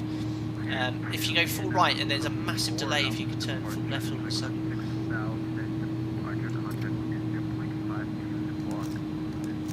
Yeah, that was interesting. Very enjoyable stream in not so great conditions. Okay. Right, parking brake is set, AP is available. I think I'm going to shut the engines down, don't we? Speed brake is stowed. Let's try it. It should go onto the APU. Transponder to standby 2000.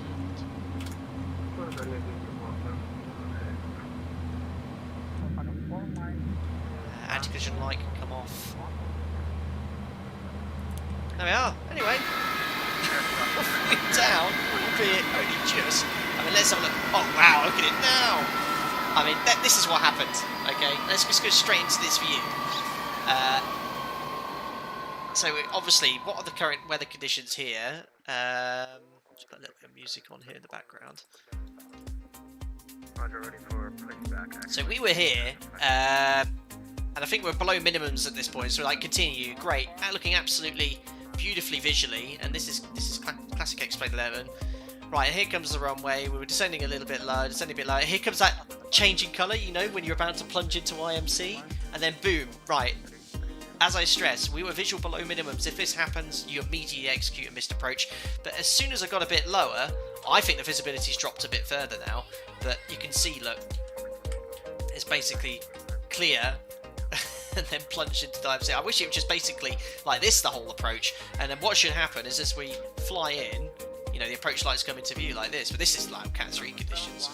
Now, I just want to look at the latest METAR here, what it says.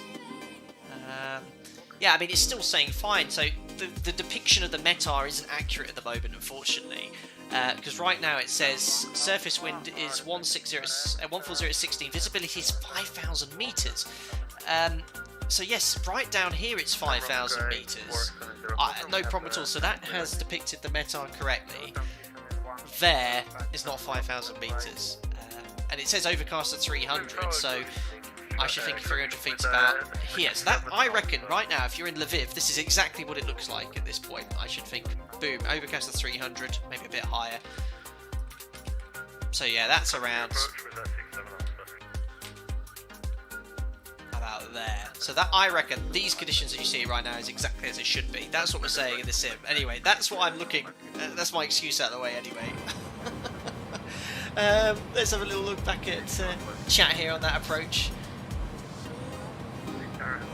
Next go around, don't sink. I know that first go around very sketchy. That's because I couldn't get the thrust up quickly.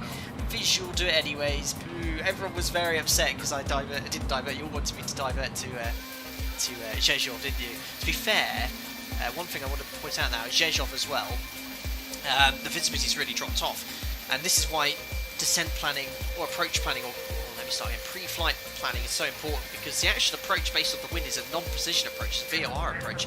So actually, our alternate isn't that suitable. So what we would have done at the planning stage, which I didn't do at all, when I usually plan a flight, I just literally just generate whatever alternate's available. But the actual weather in Zhezhov now, it's overcast at 400, but the thing is, with the wind, you'd have to fly a non-precision approach, and the minimums would be well above the clouds, so Zhezhov isn't actually a suitable alternate.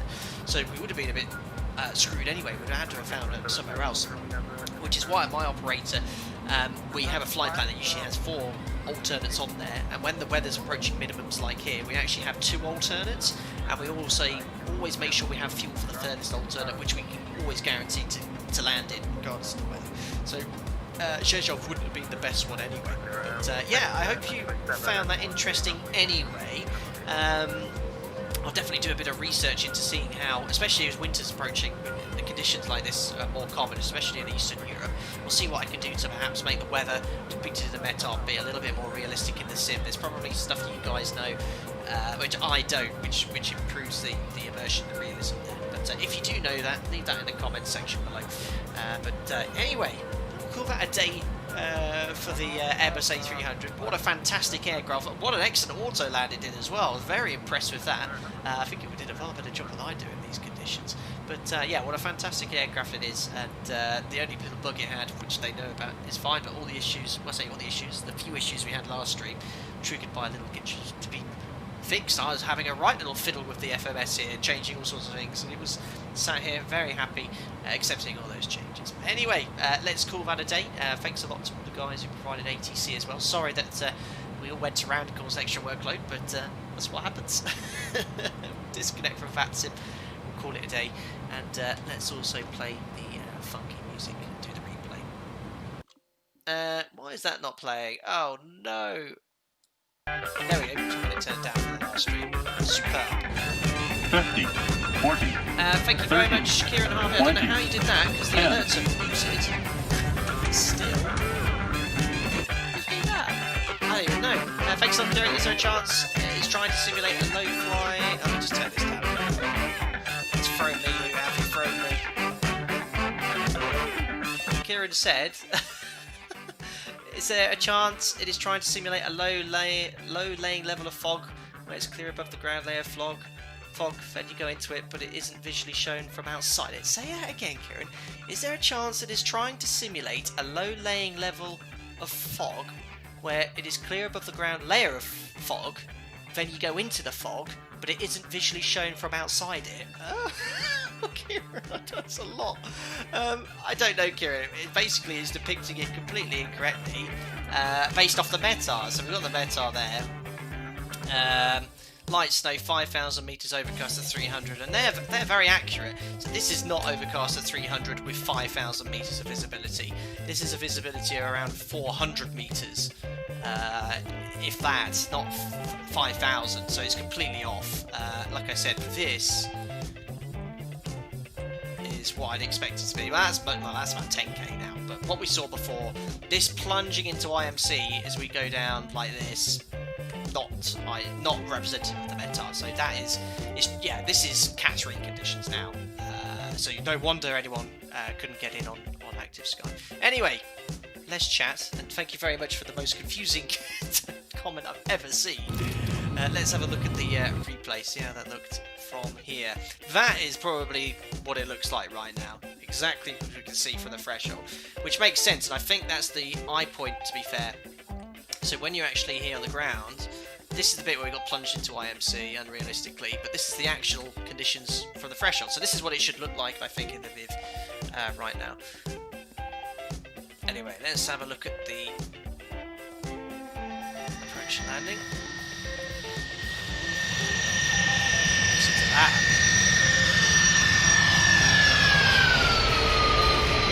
That sounds incredible. Hear that bass in the background as well. Hear that. And this was an auto land, remember? There's the flare. It's not the most flat runway either. Beautiful. Look at the nose wheel. iniBuilds. Look at your auto land. Amazing. Really, really accurate. X visibility. I'll have a look at that.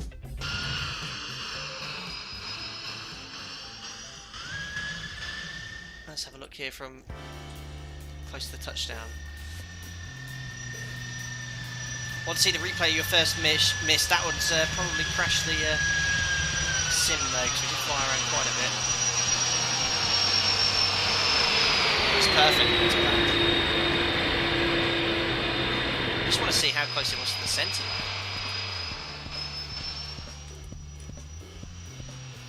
Absolutely nailed it. Look at that. It's even making the runner in. Well, it's absolutely perfect. I don't think I've seen a sim do such an accurate auto land.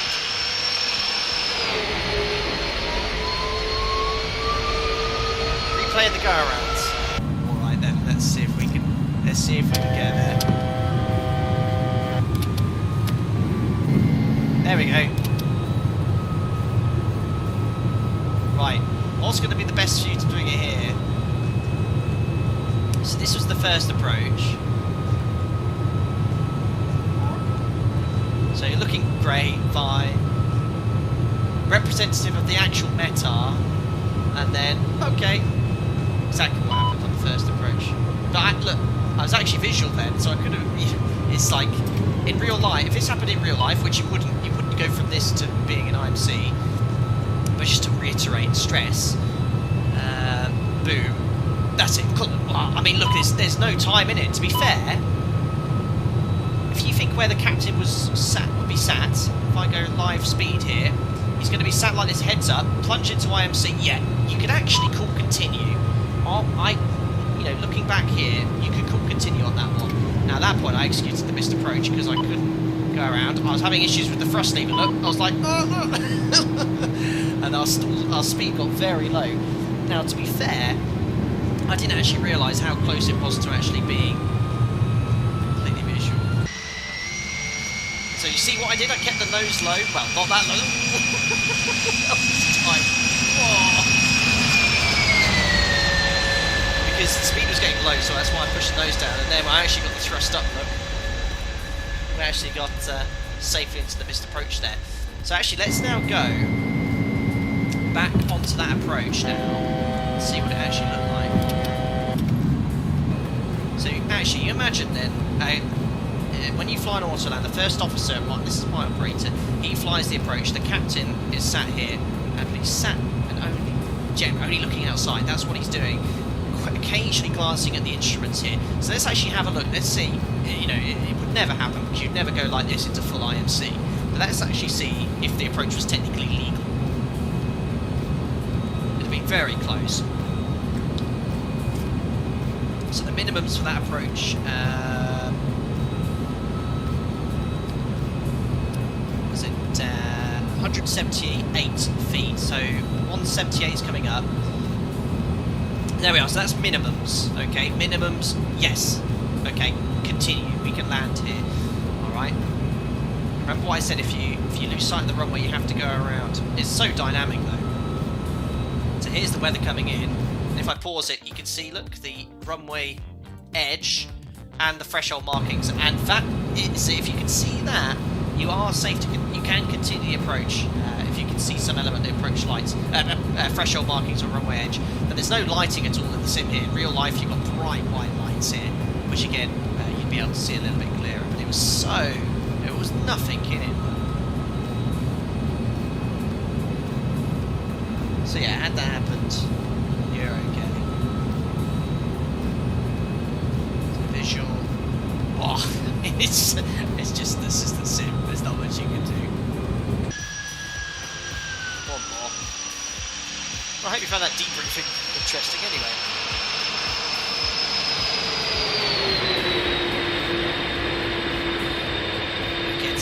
Well, that was very exciting. I wish I'd been in the 7-3 as well in those conditions, so I could give you a proper briefing as well. But this aircraft, remember, very difficult for me to fly because I don't have much info in it. Anyway, guys, thank you very much to everyone that tuned in for today's live stream. Certainly an eventful one. Thank you very much to iniBuilds as well for keeping me up to date with the progress of the sim. They've actually sent me a little fix for today's stream regarding that issue with Gizmo in the vACC, so that all worked very, very nicely.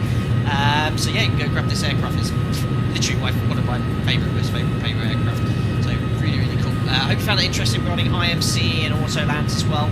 And I hope I sort of made sense of what we would and wouldn't do.